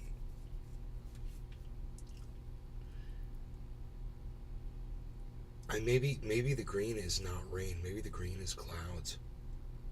I don't know. I like the bright green. I don't know. Maybe that's an inaccurate representation. I don't know. It looked like it was right over us. Maybe they're over-exaggerating weather maps now to try to scare us. Rumble? Do your thing. Are they over-exaggerating the weather maps to try to scare us, you guys think? This is what dabs sound like. You guys like that? Sound like the beginning of an album or something. Some kind of an awesome album that everybody wants to hear. Here, we're right here. Look at that. You get the whole picture here. Well, not the whole picture, but this is not bad. We get some crypto coverage here. The bottom of the screen. I'm going to make that big here. Let's go like about that big and go from right about there. I got my eye on Harmony. There we go. We can see Harmony, Ethereum, and Bitcoin across the bottom of the screen. It's freaking perfect. You can see Mission Control. Looking pretty tight. We like that? We like Mission Control. We're doubling up on the... Oh, we got Miss Basketball Boobs up here. Let's see what she's got to say. In Sarasota, and joins us now live with the latest. Sophia, are conditions out there worsening yet? Yes, they are. I feel like every time I check in with you guys, I tell you that the conditions are progressing and they're worsening, but that is really the truth of the matter. The last 2 hours, the rain has just been nonstop. We've seen multiple bouts of lightning, heard multiple rounds of thunder, but really what's been relentless has been those... What's that noise? Very, very strong winds. I want you to take a look because the best indicators for me to show you these palm trees that they are just blowing in the wind, and you can really see how strong these winds actually are. We've even seen a few puddles or so of rain that has kind of gathered, indicator that maybe some more low-lying areas are seeing that flooding. And right now, currently, we are in an evacuation zone. We are in Zone A in what's considered to be one of those low-lying areas. So, of course, areas that are prone to this rainfall and prone to being more low-lying. I will say that at 7 p.m., Sarasota County transitioned from hurricane watch to a tropical storm warning. You can obviously see that the conditions here, they're just kind of ramping up now as we speak. They're going to continue to worsen going into tomorrow morning.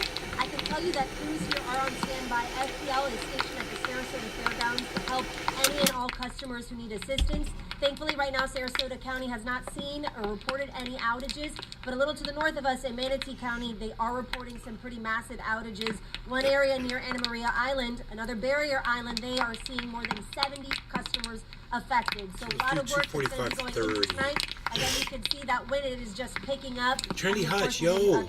What's up, buddy? How's it going? All right, Sophia, thank you. We now want to go to our Julie Salomon. She's live in Dunedin with the very latest out there. Julie, it looks like it's a little bit of wind you're hitting, but not as much rain as we saw in Sarasota. Yeah, not as much rain. It kind of goes off and on here. No a little longer bit of rain. Canada's cheers, everybody. The flagpole Cheers, Cyber. over to my right is Cheers, kind of whipping bro. around. Cheers, everybody. And, we're out here along Buck Marina 507, Plaza. Miss This Ramsey, Toke and is Tony. right by the Dunedin Pier, just a walking distance from downtown Dunedin. A couple people out here tonight just walking around, riding around on the golf cart. We actually had one guy come over to our truck and he was talking to us for a little bit, and he told us that he actually survived Hurricane Katrina back in 2005. He said he practically lost everything, his place, every sentimental item you can imagine, family photos, and then he relocated to Dunedin and has been here pretty much ever since. So he says he feels fortunate, this hurricane is not a direct hit, obviously, in the Tampa Bay area, but again, just lost everything in Katrina. So you definitely felt for him, and he said he's been blessed ever since he moved to Florida. So the conditions out here, a little bit windy, a little bit rainy. Pinellas County officials are urging people just to stay inside if you don't have to be outside. There is a evacuation order if you live in Zone A in Pinellas County. They're also warning people about the storm surge and possible power outages. Pinellas County government officials said if the power goes out, do not call 911. Instead, contact your local power company and let them know. Don't come of the outages. Don't come here. But that Go is the home. latest live here in Go Dunedin. I'm going to toss it back to you. All right, thank you, Julie. Let's check back in now with Chief Meteorologist Dennis Phillips. And Dennis, I know we talked about power outages. I'm just seeing Duke Energy has almost 1,500 folks still out of power, but that's really nothing considering, some of the power outages we could see overnight. Yeah, you're right, Wendy, but I think we need to really look at what's happening with the radar here, and I think this is going to explain, a lot of what I think people at home are wondering about right now, because, we see this big storm, but it is well to the west, and you just can't ignore that. Now, what is happening right now is the reporters that are out along the coast, they are actually in this rain band, all right? They're in a pretty significant rain band. Winds can easily gust 50 to 60 miles an hour, all right? And the entire viewing area is under a tornado watch until 6 o'clock tomorrow morning. But let's talk about the storm itself, all right? So hurricane force winds extend 25 miles out to the center. That's it. All right, sustained 75-mile-an-hour winds extend 25 miles out from the center. Clearly nowhere near us. So we've been saying this for a long time. We are not going to get hurricane winds. We're just not. Would we see gusts that high? We get a gust that high every now and again, even in a strong thunderstorm. So those are the hurricane winds. But what about the tropical storm force winds? So tropical storm force winds extend 160 miles out from the center. Just using the measuring instrument from the eye of the storm, going out 160 miles, that makes it to central Hillsborough County. So the measurements of where winds are 39 miles an hour or higher are right there. So if you live east of pretty much Tampa, you're not expecting really sustained tropical storm force winds. You might get 25, 30, but at the end of the day, there's your storm, and that storm is moving north. At this point, there's no eastward component to it at all. There will be, and eventually when there is, then some of this is going to start to move in. Change directions. But for the time being, right now, can you hear Jason typing away? Sorry. So when you're looking at a storm that's moving due north, again, that is not going to be traveling into our inland counties. So if you live in Polk County, if you live in Hardee, DeSoto Highlands, this is not your storm. And that's great, at least in terms of the sustained tropical storm force winds. You still could see some bands that are strong enough that could even create a little tornado or some gusty winds. But overall, the closer you are to the coast, that's where most of this rain is going to be. And we have had more than our fair share of hurricanes that move on shore and go right through Polk County. So you guys deserve a break. After 2004, when you had Charlie. I totally agree. Let's take a break from that. And we'll take this and go like this.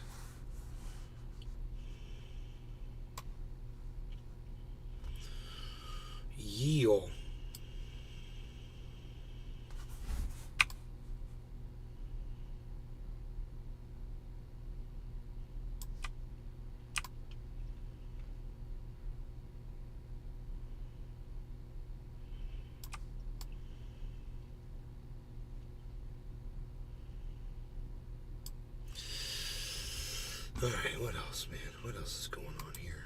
Show.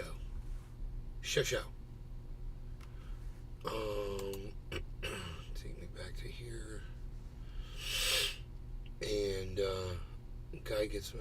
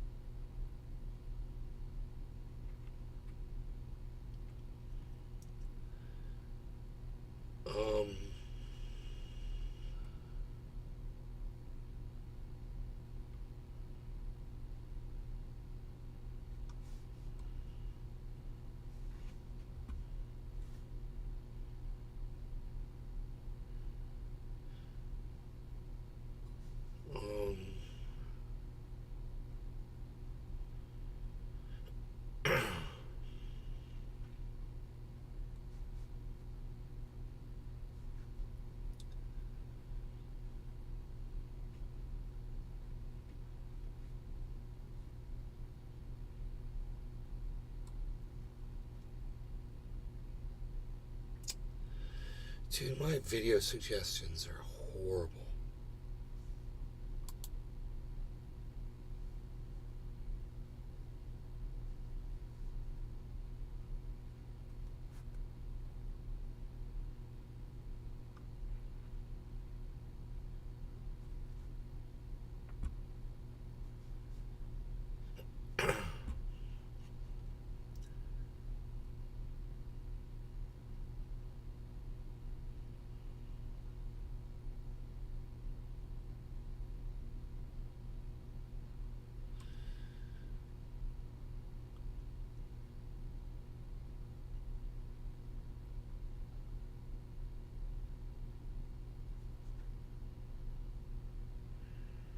Holy shit.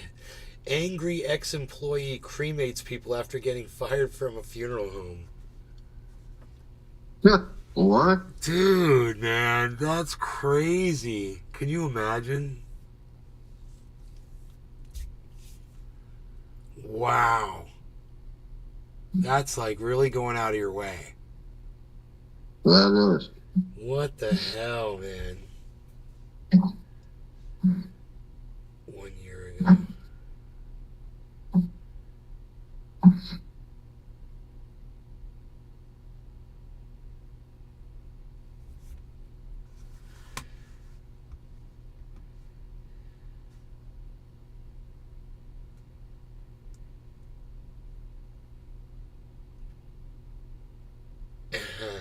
This guy duct taped up a freaking hornet's nest.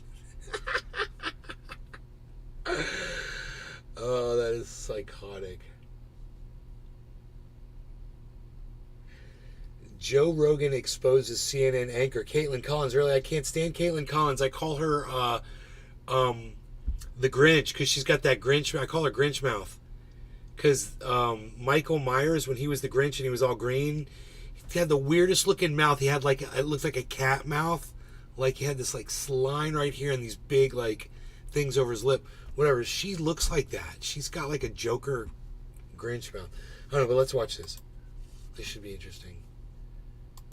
Of the Soul Not For Sale podcast. Coach Colin here. We're getting right into it. It's Joe Rogan and someone I always love watching, always love listening to. Maybe the answer is 0. It probably is 0 for all I know, right? I have no reason to think it was anything other than 0, but if we're doing a comprehensive assessment of what happened on 9/11, we have a 9/11 commission. Absolutely, there should be an answer the public knows the answer to. Explain to me what you meant there. This is really, it's funny. I mean, The Atlantic is playing the same game as CNN. It's funny. What I said is, on January 6th, I do believe that there were many federal agents in the field and we deserve to know who they are. On 9/11, what I've said is that the government lied. And this is incontrovertible evidence, Caitlin. The government lied about Saudi Arabia's involvement. There was a Saudi spy named al-Bayoumi who they lied, and the government lied, and the 9/11 Commission lied. We know that because declassified reports in 2021. Dude, look at the way when he said that and there was nothing she could say back to him. Did you see her eyes just go like, she just cut at him. It was like It was almost like her tell. And sure enough, the mouth opens. So let's hear that again. That was pretty scorching. Be an answer the public knows. She's trying to play gotcha with him. Tell me what you meant there. This is really, it's funny. I mean, the Atlantic is playing the same game as CNN. It's funny. What I said is on January 6th, I do believe that there were many federal agents in the field and we deserve to know who they are. On 9/11, what I've said is that the government lied. And this is incontrovertible evidence, Caitlin. The government lied about Saudi Arabia's involvement. There was a Saudi spy named al-Bayoumi who they lied, and the government lied, and the 9/11 Commission lied. We know that because declassified reports in 2021 revealed that al-Bayoumi was indeed. What's that? Yeah, the report that President Biden declassified. Yes. But your quote here, are you telling me that the quote 20 is years wrong later, here? yeah. But are you telling me that I'm your telling quote you is the quote's wrong here wrong, because it actually. says how many I am federal actually. agents were on the planes I actually that hit asked. the Twin Towers? Yeah, when I actually, and this is just lifting the curtain on how media works again, I asked that reporter to send the recording because it was on the record. He refused to do it. But we had a free-flowing conversation. The truth is there are lies the government has told about 9/11, but it's not the ones that somebody put in my mouth. It's the one that I articulated, which is that Saudi Arabia, absolutely, their intelligence was involved in 9/11. And that's a difficult thing you're not supposed to say. The facts back that up. Separately, as it relates to January 6th, same story all over again. There were federal agents in the field. I think they've lied about how many there were, and we, the people, deserve the truth, despite the layers of distortion that exist in the media to prevent us from getting You're it. saying that you were misquoted here. So we will take your word. Yes. You're saying that you were misquoted here. But you were asked another time recently about whether or not 9/11 was an inside job. This is what your response was. 9/11 inside job or exactly how the government tells us? I don't believe the government has told us the truth. Again, I'm driven by evidence and data. What I've seen in the last several years is we have to be skeptical of what the government does tell us. I haven't seen evidence to the contrary, but do I believe everything the government told us about it? Absolutely not. I Ask believe a question. the 9/11 Commission. That's absolutely fair. not. I mean, Vic, I think people look at those comments. They look at what you said in the Atlantic, which you say you were misquoted. They look at comments that you've made about the Federal Reserve adding zeros to media companies' bank accounts. And I mean, it looks like you're floating conspiracy theories with this defense of I'm just asking questions. Well, when you actually quote me, those are my words, and I stand by them. So somebody else quoting me, putting words in my mouth, I have a problem with. But those words I stand by. You want to know why? Because we literally know the FBI, the 9/11 Commission, the U.S. government on down, told us specifically that Saudi Arabia had no involvement. He keeps saying 20 plus years later, quietly declassifying documents showing that not only did Saudi Arabia have involvement, it was a Saudi intelligence agent that received two of those terrorists that crashed planes on 9/11, killing But the Americans question was, is on 9/11 American an soil. inside And our job? And you government didn't lied say about it. no. Caitlin, That's what you I just think people are Caitlin, you looking at. Caitlin, you know what's really funny? You literally just played that. You could play it for your audience again. He said, or do you believe everything the government has told us? And my answer was, I do not believe everything the government has told us. But you see because the they point. lied. The point is and that I know it leaves this game the door comes open. up, Caitlin, It's every not time a there's game. an outsider it who leaves comes the door in. open, Vivek. It leaves the door open, and someone who's a Caitlin, 9/11 truther we looks have a at that and government that says, that's systematically exactly what I lies. believe. Well, that's on them, Caitlin. Get over it. You think the government's lying about 9/11? I think the government has systematically and for a very long time lied about 9/11. And I think I'm the What only parts presidential exactly candidate are that has they told us lying the about? truth. Saudi Arabia's involvement. It is absolutely true. But you that don't Saudi think that Arabia 9/11 was an was inside job, involved in 9/11. correct? Of course not. And I've never said it. But the But media that's a pretty filters do simple create answer. a lot Yeah, of... and he didn't say that, and he was literally asked that, and his response was, I don't think the government has been completely honest with us about it. That's fucking fair. That's very accurate. The government wasn't completely honest about what fucking happened. You know, that's a fucking fact, and he knows he can prove it more than just Saudi Arabia's fucking involvement. There's, you know, how about the fact that you fucking, Osama bin Laden's family was escorted out of the fucking country? What the fuck was that? It's not a media filter. You have to stop blaming the media. I'm asking you about comments that you have made. And I'm telling you that the comments I made, the ones you just played, are indeed what I believe, which was not that 9/11 was an inside job, but that Saudi Arabia absolutely was involved, and our government for 20 years lied to the American people about it. There was an entire That is 9/11 hard Commission fact, report actually. on this. Yes, and it lied, and it was false. And in fact, you know where that's coming out, Caitlin? There's now a case, a federal case in the Southern Dude. District of New York. Her response to him saying, and it lied, and she's just like, but she's got no response to that. It's like he's got her on this one thing. He does. Where the government of Saudi Arabia is being sued by victims of families. know, the That's why families, this is yes. resurfacing itself. It is relevant, and it turns But there's out a difference in in those asking declassified questions documents about Saudi that the government Arabia's lied. involvement and the government's involvement, and then pushing this idea that whenever what your comment about who was on the plane and then was 9/11 an inside job where you did not say no earlier. That's why it's important to clarify those comments. Important, Because otherwise you know, it feels like I don't you're think towing anybody it has to be asked to put any importance behind anything until you can pronounce the word important, fucking Grinch mouth. line when it comes to conspiracy theories. Caitlin, I am guilty as charged that I do not follow the establishment super PAC donor approved script on these questions, but I'm speaking truth, grounded in fact, at every step of the way, and that's what's really elicited something of an anaphylactic reaction of the kind we saw in 2016 against a different candidate. But this time I'm going to be grounded in principles and conviction, not just vengeance and grievance, Well, which is you say exactly you're grounded how we in will evidence. reunite That's this just country. simply what we were asking for. But Vivek Ramaswamy, we'll have to leave it there. Thanks so much for your time tonight. He's like, that was amazing. That was amazing. Do you see? You see the issue there, that he wouldn't just. He's leaving the door open.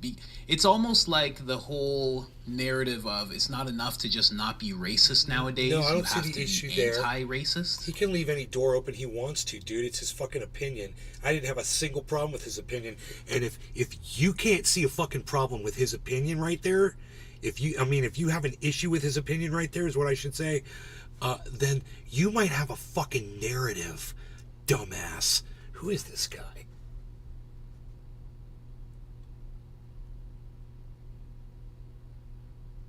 Let's go to Rogan. I don't care what this guy has to say. You guys that clip just so you have context about what Dave and Joe are about to be talking about, and also so you'll raise those questions yourself and look deeper into that. But let's get into some more stuff here. Let's go. We were talking about that Vivek interview, which is very interesting, where this woman on CNN, that same woman that did the town hall thing with Trump, what's her name, Caitlin? Yeah, I don't know. I know who you're talking about. She was trying to get him to discuss certain things in a way that would look preposterous. And she was talking about 9/11. And like you said, that the government lied to us about 9/11. Like, would you think the government was involved in 9/11? He's like, no. What I said was that the government lied to us about 9/11 because the Saudis were involved and they knew they were involved.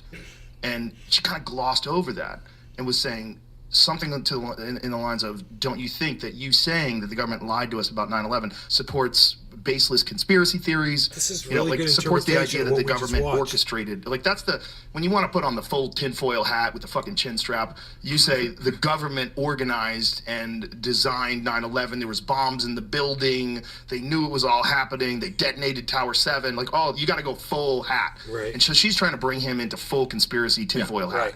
And he's Right. going, no, that's not what I said. And he said something that's factual. Exactly. And she just sort of like pretended it didn't get said. Exactly. And that's a real fucking issue. It is. They lied about whether or not Saudi Arabia was involved. It's one of the biggest scandals in the history of the United States of America. It's like the biggest terrorist attack on our soil, and the government lied about why what this guy had with the happened, yellow hat who was involved is with it, supporting and her. by the way, continued propping up that regime to this day. Continued funding that and he doing can't business with come the same around government and- that had high-level people involved in the attack, but what? and they knew it and suppressed that from the American people because it would have been, if you put yourself back in that time, it would have been such an outrage if Americans had known. And in fact, one of the first things George W. Bush did immediately after 9/11, even when all the flights were grounded, was get high-level Saudis out of the country. Was fly them out of the country. And this is all factual. Like this happened. It's not disputed. Including members of bin Laden's family. Yeah. The whole thing is so wild. And it doesn't get discussed. They keep going back to the company narrative. What's the ideological left narrative? The left narrative is anybody who questions 9/11 is a nutter. And you're a nutter, and you're trying to run for president. And he does a very good job of, she repeats the question, he repeats the answer. She repeats the question, he repeats the answer. And she's trying to catch him in this. And it's like, see if you can find that. So I'm looking it up, and what I'm seeing online is that the story has turned a little bit, that The Atlantic has posted audio from the interview. He was asking for that audio. Yeah, it says they released it, and it says The Atlantic did not put any words in his mouth. I'm trying to find the audio so we could play it, but it's behind a paywall. So he was saying that they put words in his mouth? Yeah. So, but then what I'm also seeing then in the Daily Beast article is that, despite them releasing the audio, it says Ramaswamy's campaign somehow declared victory. So they're saying I guess they're saying he said it, but his team is also saying it's still been taken out of context. But what are they claiming that he said? I'm trying to find the transcript, and I haven't gotten that far. I would declare victory. But let's listen to his interview on CNN. Because the things that it's interesting, like, we'll figure this out. Why is it not giving any volume? Well, it's not the interview yet. It's not? What's that? Just her talking. Oh, I see. And I actually, and this is just lifting the curtain on how media works again. I asked that reporter to send the recording because it was on the record. He refused to do it. But we had a free-flowing conversation. After our interview, The Atlantic released the audio, more than 4 minutes of it actually, and here is the part with that quote that was in question. What is the truth about January 6th? I don't know. We can handle it. Whatever it is, we can handle it. Government agents, how many government agents were in the field? Right? You mean like entrapment? Yeah. Absolutely. Why can the government not be transparent about something that we're using? Terrorists, or the kind of tactics used by terrorists. If we find that there were hundreds of our own in the ranks of the day that they were... Hundreds. That they were, I mean... Well, there's a difference between entrapment and a difference between a law enforcement agent identifying... I think it's legitimate to say how many federal agents were on the planes that hit the Twin Towers. Like, I think we want... Maybe the answer's zero. Probably a zero, for all I know, right? I have no reason to think it was anything other than zero. But if we're doing a comprehensive assessment of what happened on 9/11, we have a 9/11 commission. Absolutely, that should be an answer the public knows the answer to. That's fair. Vivek did nothing wrong. There's nothing. There's fair. literally nothing wrong with what he said there. But That that's was like fair. we're doing this in comparison One to January hyperbolic 6th. statement, So we but do want to know how many that federal he's agents were involved in January hyperbolic. 6th. And imagine if And- there was actually federal agents that were involved on the planes in 9/11. God damn, He didn't man, say he there needs to were. hang No, out he with some specifically of my said zero. friends I'm from sure it Campbell. was zero. I'm sure but it we'd was want to know. zero. Get over But we'd the want to know. bullshit. And he's saying if you're claiming this was an act of terrorism, just like that was an act of terrorism, then okay, let's have a commission. Let's have a report. Let's know how many federal agents there were. And so far, I mean, by the way, it's crazy they try to spin this. Does she keep going? Can I hear what her take on that is? Yeah, there's still another minute on this video. Please play the rest of it. Okay. I want to hear what she has to say about this. Interesting. Herself. He was, in fact, quoted accurately. In an email to CNN after that audio was published, his spokesperson said, "The audio clearly demonstrates that Vivek was taken badly out of context, and even this small snippet proves that. We continue to encourage The Atlantic to release more of the recording rather than their carefully selected snippet so that the full context and reality is exposed." I should note that spokesperson did not explain how he was supposedly taken out of context. The reality is that Vivek Ramaswamy is running to be president of the United States. He will be on that debate stage tomorrow night, and he says this is a central message to his campaign. This campaign is founded on the truth. The truth. We will down from the truth. So what? We stand for the truth. God, she's an idiot. I'm a patriot who speaks How many the times truth. can he say he's talking about the truth? Well, the truth is, he did say it. The quote was accurate, and it is on tape.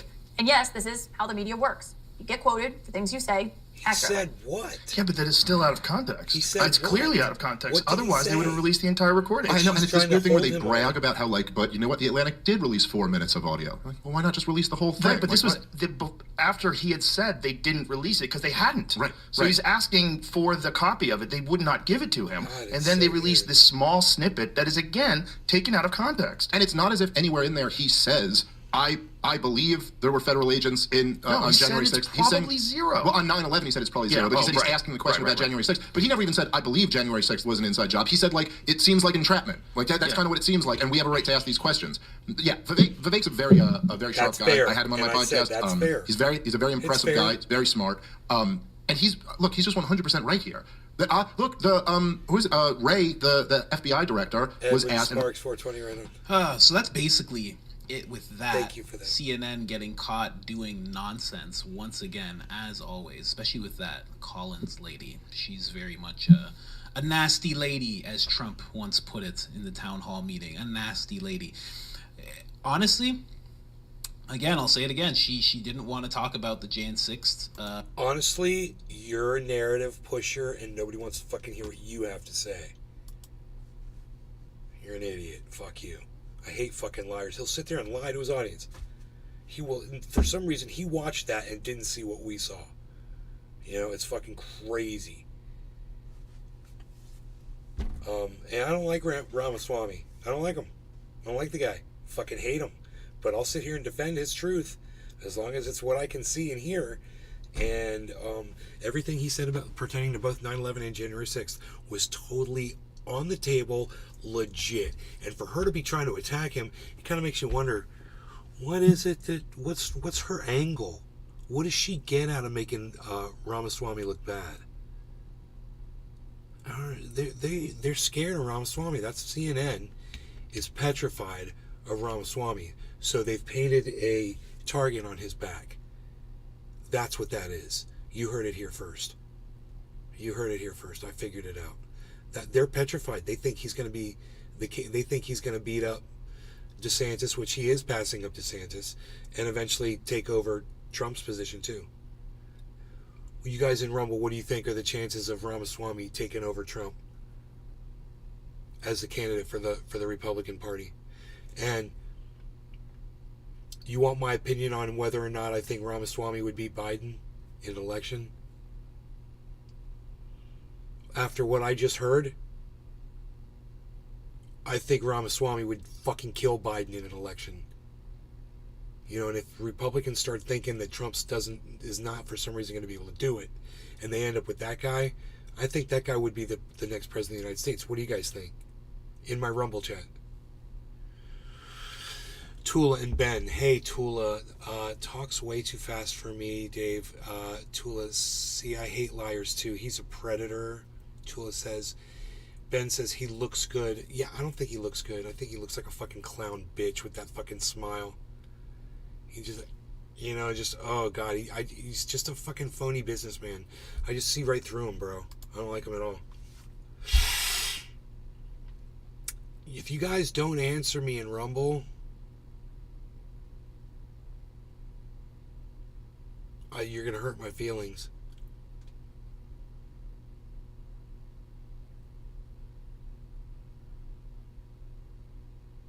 How many thumbs ups did I get in Rumble? 8. Thank you. Thank you for that, guys. I'll give it a 9. Thank you for the thumbs ups. I do appreciate that. So I know there were at least 9 of you here. It says there's 34. How many thumbs ups can I get on my channel right now, guys? On Rumble. Everybody click that thumbs up for me. Come on over to the Rumble. You know, I'm at Nay's Garden on Rumble. Just come to Rumble right now and give me a thumbs up. Say something in my chat. If there's really 34 people in my Rumble chat and you guys want the video to keep going, I'm serious. Somebody say something in my Rumble chat.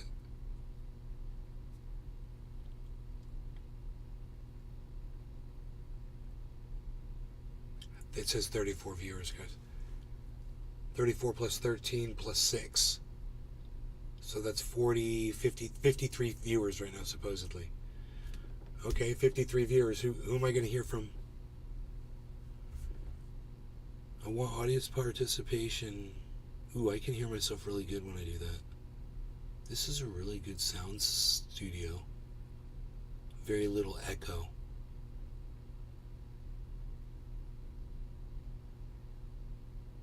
Not telling. Thank you, not telling. Wow, 34. It says 34 viewers, guys. I'm not joking. It says 34 viewers and only one person is going to say something. Buck Fiden gave me the dancing banana. OW7 Vage says I love you. I love you too, OW7. Thank you. Dave Fishing says I don't see him ever winning like Christie. Steve Running 777 says hello. Hello, Steve. Oh, bro, I gotta go lay down. All right. I hope you feel better, brother. Take care. Thank you. I'll see you tomorrow. Okay. Take care, everybody. Take care, bro. Tula, she's in the Rumble. Everybody give me a thumbs up, please. While you're on Rumble, don't forget, hit that thumbs up. There's nothing here. There's no wind. There's no rain. No wind, no rain. It is completely still outside. I've got this really tall plant right outside my window with these really tall leaves that's dead still.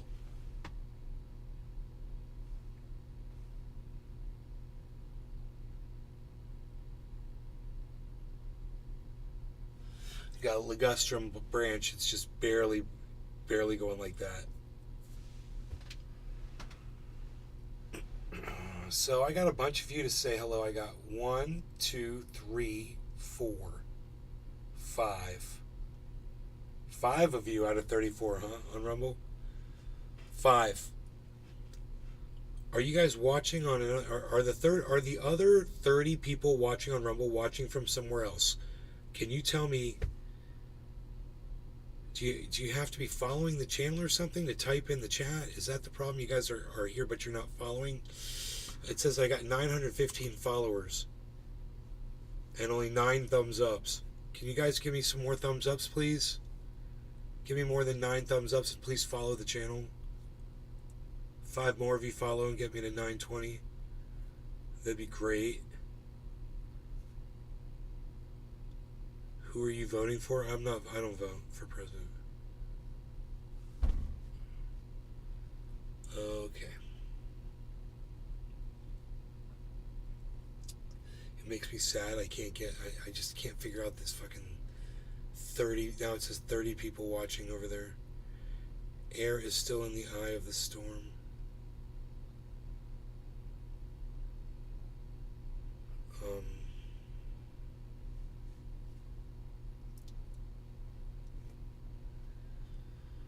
What is this channel about? You've been watching me for, what do you mean?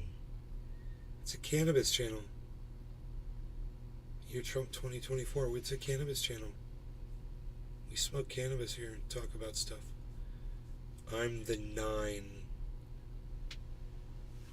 You're the number 9. You're the 9th thumbs up. Thank you, Tula.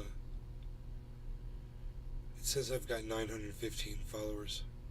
I can't seem to get any more. I just keep losing them. Harmony 1 is starting to climb upwards, 1047. Ethereum is just kind of stagnated, so Bitcoin's slowly climbing.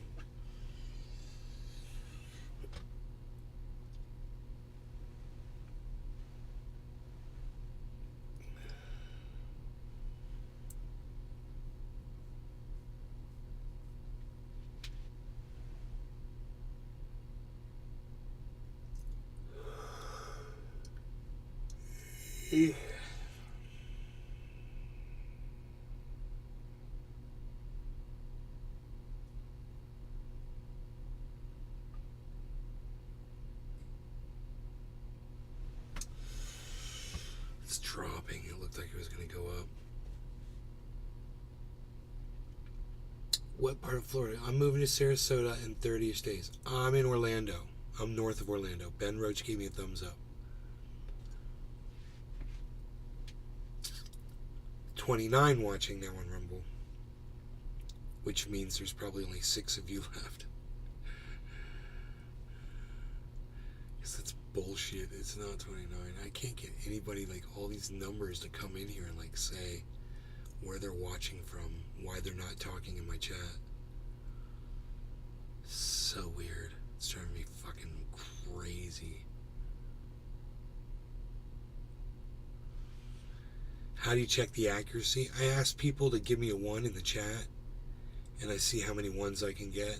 Never been able to get more than a fifth or a quarter of the number that it reports. I mean, I could put the number up on screen. It says 32 right now.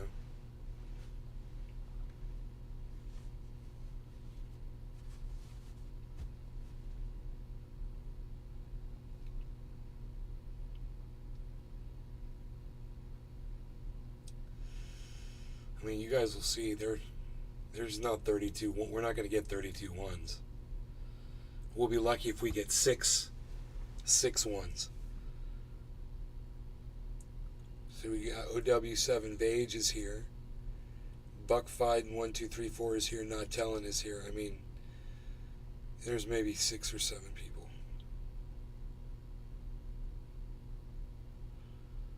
And a lot of people start lagging behind. Ben Roach hit a 1 from Facebook.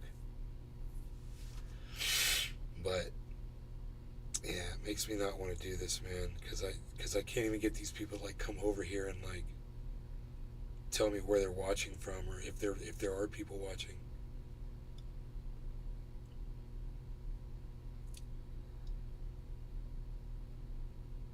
I really feel like it's not real. I mean, they claim there's a whole bunch of other sites where the players are, the Rumble player is playing, and they claim that they count all of those people everywhere a Rumble player is playing. Like if you're watching from my website or something, but my website doesn't have a Rumble player. I'm pretty sure. Right on OW7 page. If you're tired, just call it. I'm not tired. I could stay up all night. I'm just aggravated that I can't get more than, a handful of people ever to respond in the chat when it says that there's 30 people watching. It makes me believe that Rumble's a fucking liar about how many people are watching my show. I've never been able to get anywhere near the number of people to respond to what that number says is supposedly watching. What benefit to Rumble to tweak the numbers? To make people think that there's more people watching. Like for me, I keep broadcasting when I think there's all these people watching. I think there's fucking 30, 41, 46 people watching right now across all the channels. It makes me want to stay and keep broadcasting. I don't want to let 46 people go, but if it's really only 20 people, which is what it would be, I'm assuming it is, 11 on YouTube, 5 on Kick, and like 6 people on Rumble. I'm assuming it's only 6 people watching on Rumble.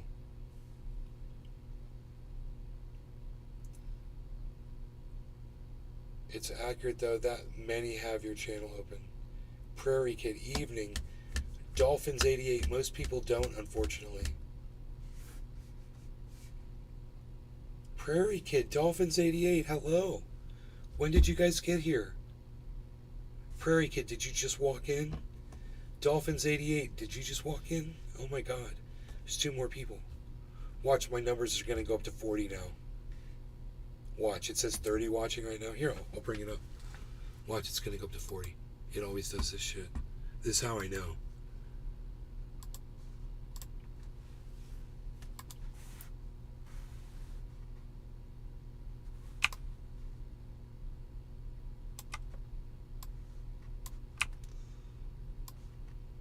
Look, was I right? Look, was I right? Look, did I tell you it's going to go up to 40?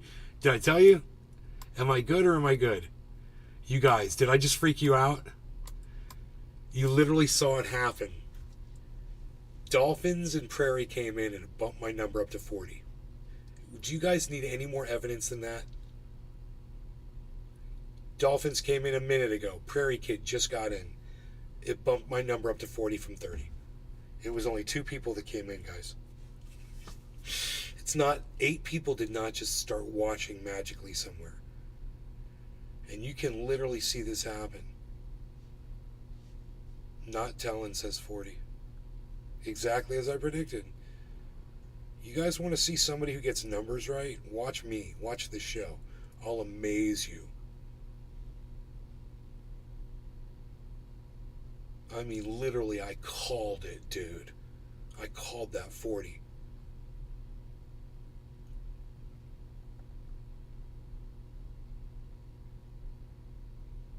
Right? Right, Tula? You scared? Does it frighten you? Because I have powers of numbers. The numbers I understand. I have an understanding of them. I have become one with the numbers.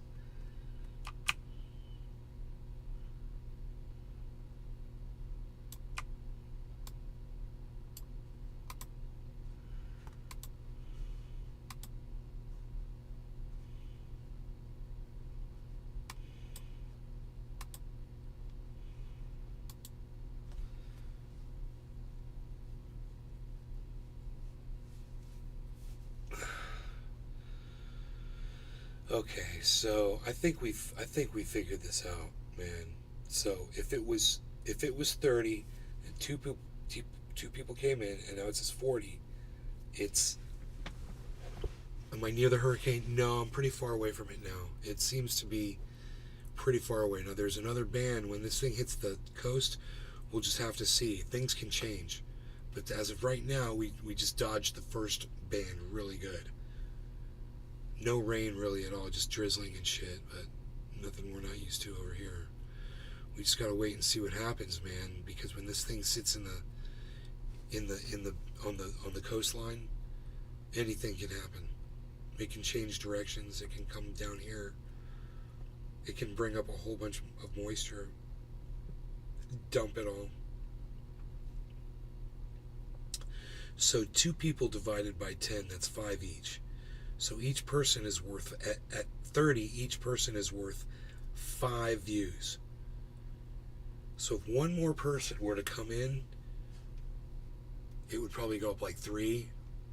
I have a feeling it ranks it differently compared to how many people come in. Can you guys that are on Rumble, can you guys like share this on Truth Social and try to get some more people? Because I already shared it on Truth Social. Hey, Hopester, watch. It's going to go up again. Watch. Hopester is going to go up to 43 now. Hopester, stay here. Stay here. Watch. You're going to jump my number from 40 to 43 on Rumble.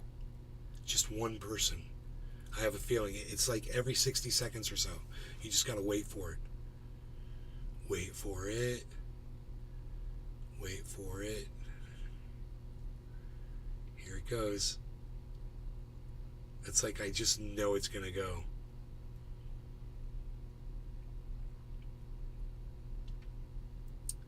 Come on, Hopester, let's see what you did to the old numbers game. Ooh, it went down. 3. Did the opposite of what I was. Ooh, 4. Very interesting.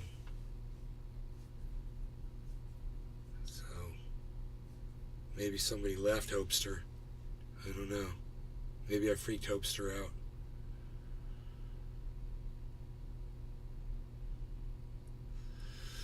Yeah, I hope it stays away too. You didn't do that? Oh, you're still here? Somebody left. Maybe 2 people. Maybe 1 person.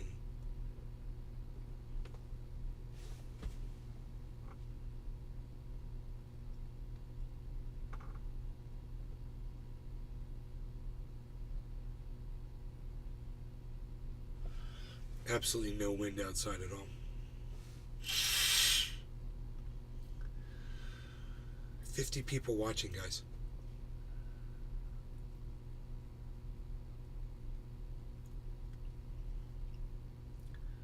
It's insanity.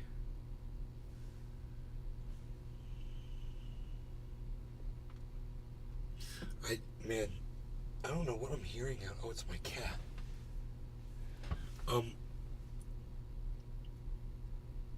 I didn't think we'd ever be up to these numbers ever again on the show. Tropical, what's up? For a few days you were out fishing. Where were you fishing, Prairie Kid? Wonder if it's an algorithm. Yeah, it's an algorithm. You know, we don't have 36 people watching. I don't buy it. But I think we've got close to 8 people watching. Something like that. 7. 6. 6 people watching now. On Rumble. And then there's 10 across all the other channels, and then 5 on Kick. Tropical Things over there on Kick. Dave Fishing's on Kick. Hopester, what part of Florida? I'm just north of Orlando. West coast of Vancouver Island, salmon and ling cod. Right on, Prairie Kid. How'd your fishing go? Did you get what you were going for? What do you use for bait when you're trying to get salmon? I've never gone salmon fishing before.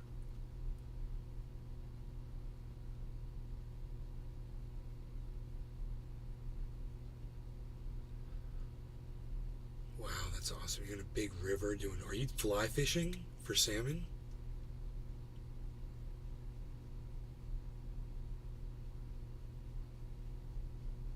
I gotta wait for the responses.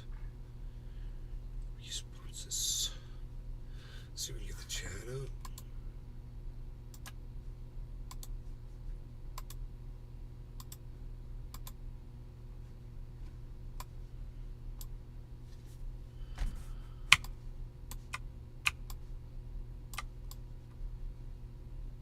I haven't been around for a few years.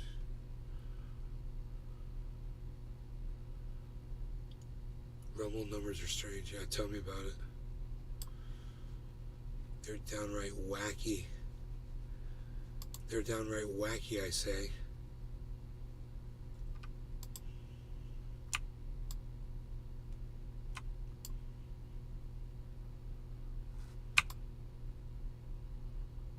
Trolling for salmon, jig for the cod, 30 pounds good ling cod. Oh my God. That's crazy. 25-pound salmon, bro. You'd be eating that for a while, huh? Making some nice salmon dinner. I bet that's delicious. I bet you know exactly how to cook that up too, don't you? What? Tell us how you cook it up. They taste really good. Dude, I can just imagine the river he gets that out of. Oh my God, it's probably so beautiful.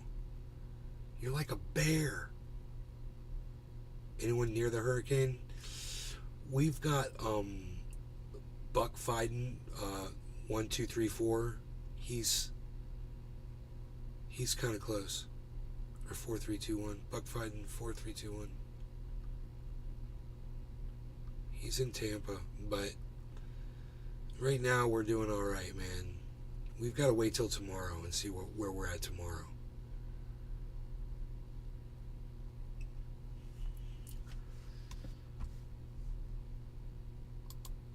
It's only within the past hour or so that we've actually seen a definitive eye. And if you go to the reflectivity, again, you can see the eye wall forming here. It's becoming pretty, it's forming pretty well right now. It's becoming very healthy. And when that happens, again, this means that we're going to be talking about the potential for some, very strong winds on the coastline. In addition to that, we're also going to be looking at some substantial storm surge. And this also, again, indicates rapid intensification. And we've seen that, again, over the past 12 to 24 hours. This thing has dropped so fast. It's down to 960 millibars, so it's crazy.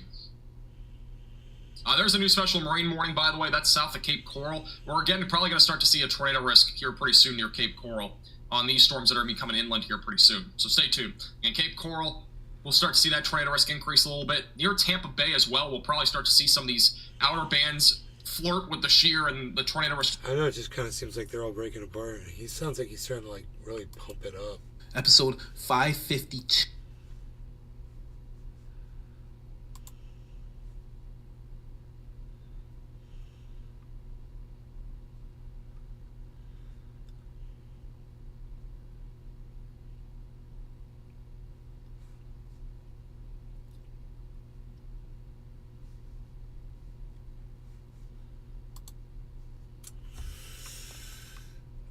Right.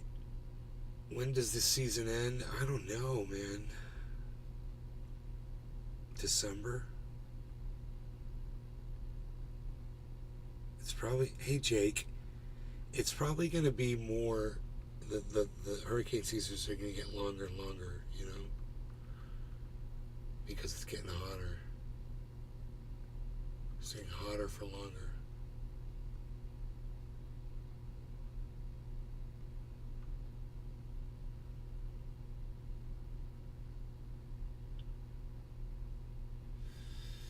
Let's see this. You met Jeffrey Epstein once. Yep. Talk to me about what that's like, coming face to face with somebody of that caliber. Or lack Whatever of. that means. Well, one thing is that there is a physiological reaction that corresponds to this phrase that, the hair on the back of my neck stood on end. Like, that's a real physiological feeling. I don't know whether the hair actually does that, but it's exactly what it feels like. You're meeting somebody who is unholy. And, one of the most interesting things is that he was beckoning into a world that didn't seem to exist but for him as the doorman. I think that's one of the things that freaked out a lot of these rich people is that he felt rich in a movie sense, which is not something that you find among actually rich people. What do you mean? Well, a lot of very wealthy people don't own an island. Islands are really tough to maintain. I'm obsessed with islands. That's not true. You know, in general, I have to be obsessed with islands that have airports run by other people because, you know, they have populations on them. But every rich person starts to wonder, can I afford an island? Or how many jets? And if you look at Jeffrey Epstein's wealth, it was like gold beaten into gold foil so that it could cover a vast area and leave the impression of a solid gold life. But it was really probably on a mid 9-figure fortune that had been used to buy islands and planes, which is not what any 9-figure person is going to do. So you had a felt sense, an embodied sense of discomfort? Oh, hell yeah. And where did that come from? The fact that he had a lipstick camera pointed at me from an art object, that he laid a table that was preposterously long and thin with a tablecloth made of an American flag to make it look like a coffin so that I would spill my coffee on the flag of my own country. I mean, the fact that he looked like a mutant Ralph Lauren with this kind of lubricious quality, and he's talking all of the science and market stuff, and nothing adds up, and there's an heiress bouncing on his knee to get her boobs to jiggle to see whether it can distract. I mean, it's like one of these crazy scenes where nothing about it was normal. There was no trace of a normal world. That sounds like a script from a movie. Yeah, I mean, I think part of it, John Travolta is like putting a gun to your head and forcing you to drink and break a code in a minute. Yeah, like that part of it. And then there was some sort of, like, you know, remember that story, The Most Dangerous Game, where a man invites you to his island so he can hunt you? You know, this was scary, and it was meant to be scary. Sounds menacing. Well, I think his product was silence. People think that his product was sex or finance, but it was silence. I'm pretty sure. What's that mean? If you're scary enough, look, rich people can get sex, but they can't necessarily get people to shut up afterwards. So my take on it instantly was, this is not an actual human. This is a construct of someone's. Someone has created a fake human being called Jeffrey Epstein, who's a mysterious currency trading financier with crazy rules so that no one would ever invest with him. And I think that was to keep people from seeking his investment services. I mean, he's labeled disgraced financier, but nobody has a record of trading with him.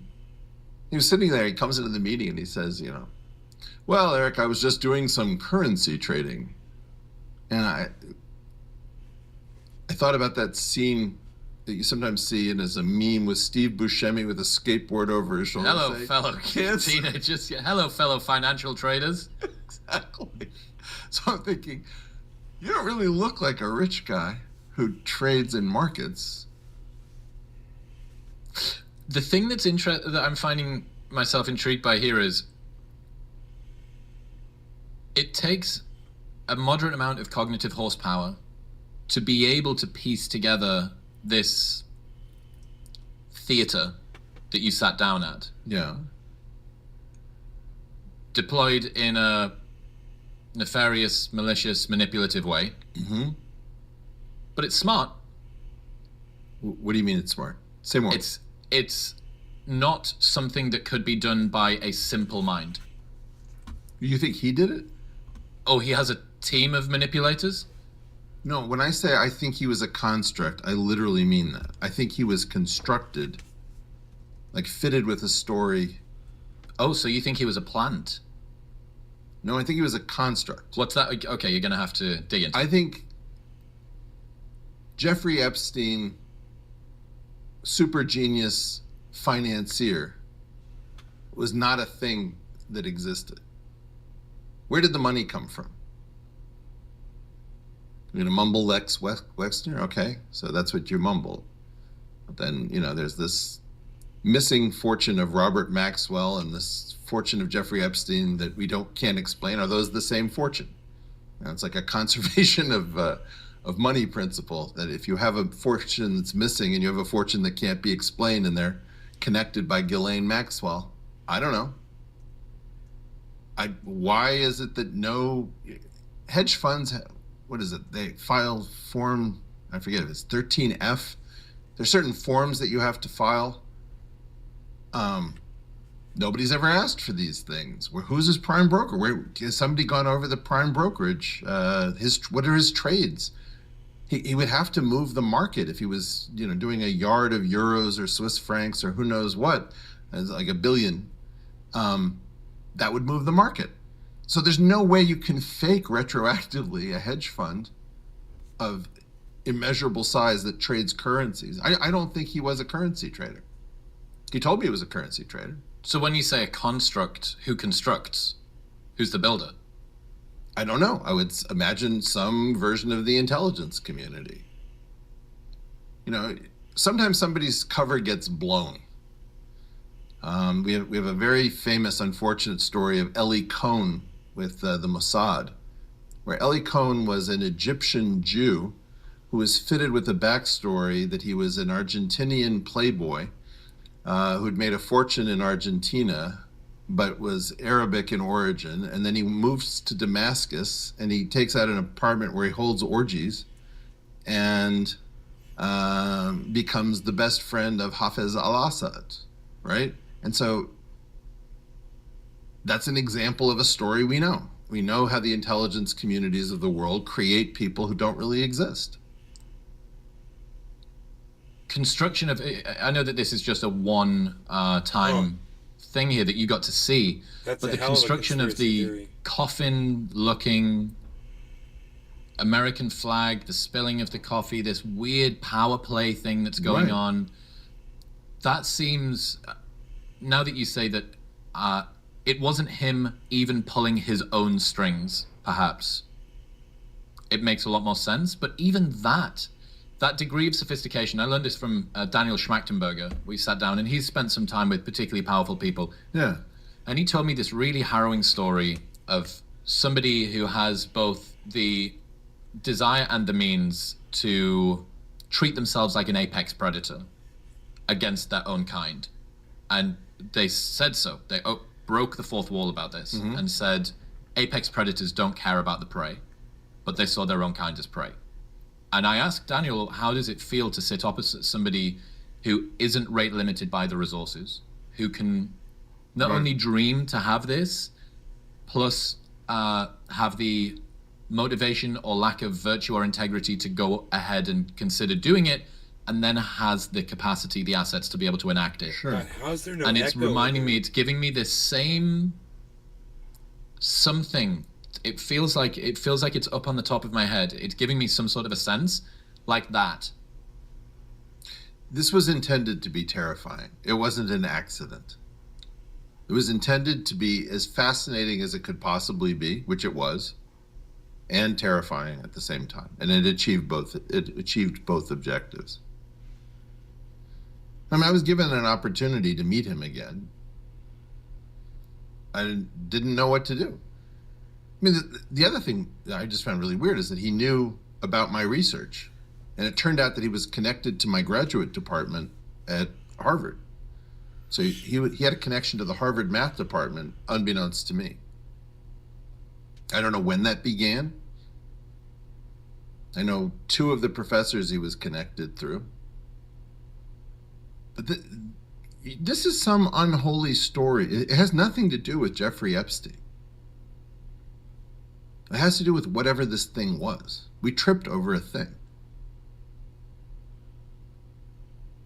We tripped over a structure. We named the structure Jeffrey Epstein. It must be very unfortunate in some regards, for whoever it was, if that's true, that was in charge of this construction. That it became that people got T-shirts with his name printed on them. But this was already going wrong in the early 2000s. You see, my sense of this is that this was a pre-internet plan that lived into the internet age and couldn't survive contact with the internet age. What did the internet bring in that didn't allow it to survive? Eyeballs, discussion, level of surveillance. Like, there's a claim that nobody cares about Jeffrey Epstein because it's this many years later and we've all moved on. Yeah, that's completely untrue. And we know that it's true because if you start talking about Jeffrey Epstein, the engagement goes up. So you have these fictions, like, that are put out by mainstream media or traditional news desks, which is, nobody cares about that story. Well, that you can see from social media that that's not true, from the internet. So the internet is constantly providing an ability to check whether or not these claims from inside the structure are true. And Jeffrey Epstein is an example of what I've called an anti-interesting phenomenon. What's that? Well, an anti-interesting thing is something that would normally be fascinating. Imagine, for example, you had a story where you could get a Pulitzer Prize for breaking it. Everybody cares. You'd sell papers like hotcakes, blah, blah, blah, and nobody wants to report on it. And it's like right there. You could just ask the dumbest questions, and it would, like, New York Times says, disgraced financier. Well, tell me. Did you find his prime broker? Did you find the forms? Did you go to his offices in Villard House? No, nobody does, ever. The story is anti-interesting, and it's very different than being uninteresting.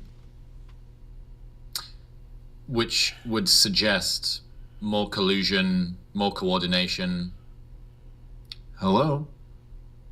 I mean, see, this is one of the most uncomfortable things.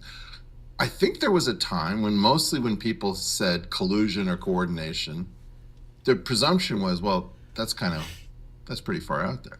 We now know, like post Elon Musk's $44 billion adventure at Twitter, that there are these coordinating groups, coordinating social media with the intelligence community or with the Department of Homeland Security or with the State Department. We now know that we're living in an orchestrated, curated, choreographed world. And we can't know it officially, but we all know it if we want to know it, which is hysterical. Now we have to talk about, well, are you a conspiracy theorist? Like, I read the Slack messages. I read the emails. What are you even talking about now? This episode is brought to you by a product I've used every single day for over 3 years now, and that was really good, man. I like that. I hope you guys enjoyed it too. I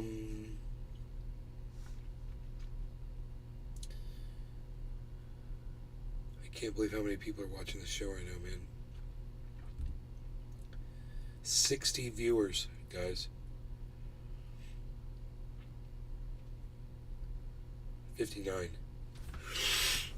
So, I usually base the longevity of a live stream on the audience participation. And there's just none, you guys. You guys just aren't chatting at all. You're not getting into anything. And I'm sorry, man. I wish you guys would talk more and get into it, like when we're watching stuff like this. I found that quite interesting. And I hope you guys did too, but I'm not hearing from any of you. So I'm just going to go ahead and call it, and hopefully we'll all be a little bit more awake tomorrow and you guys will be able to interact with me a little bit more. Okay? Feel free to leave me thumbs ups and follow this channel. I would greatly appreciate that. I appreciate the extra 4 thumbs ups, guys. That's great. And no more followers, but, feel free to follow the YouTube channel. Can we watch Richmond, north of Richmond, before you leave? No. Too many top politicians involved with it. You can go watch it, though, OW7.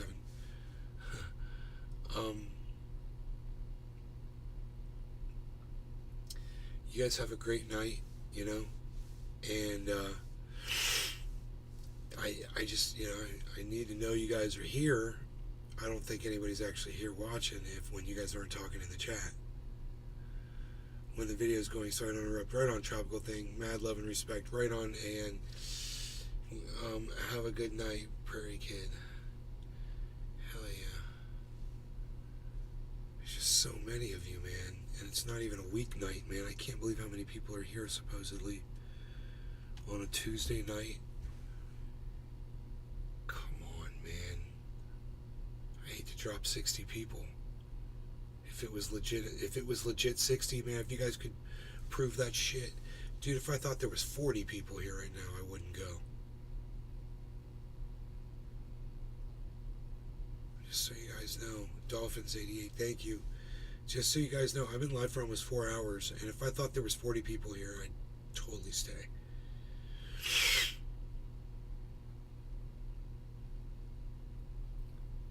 Okay.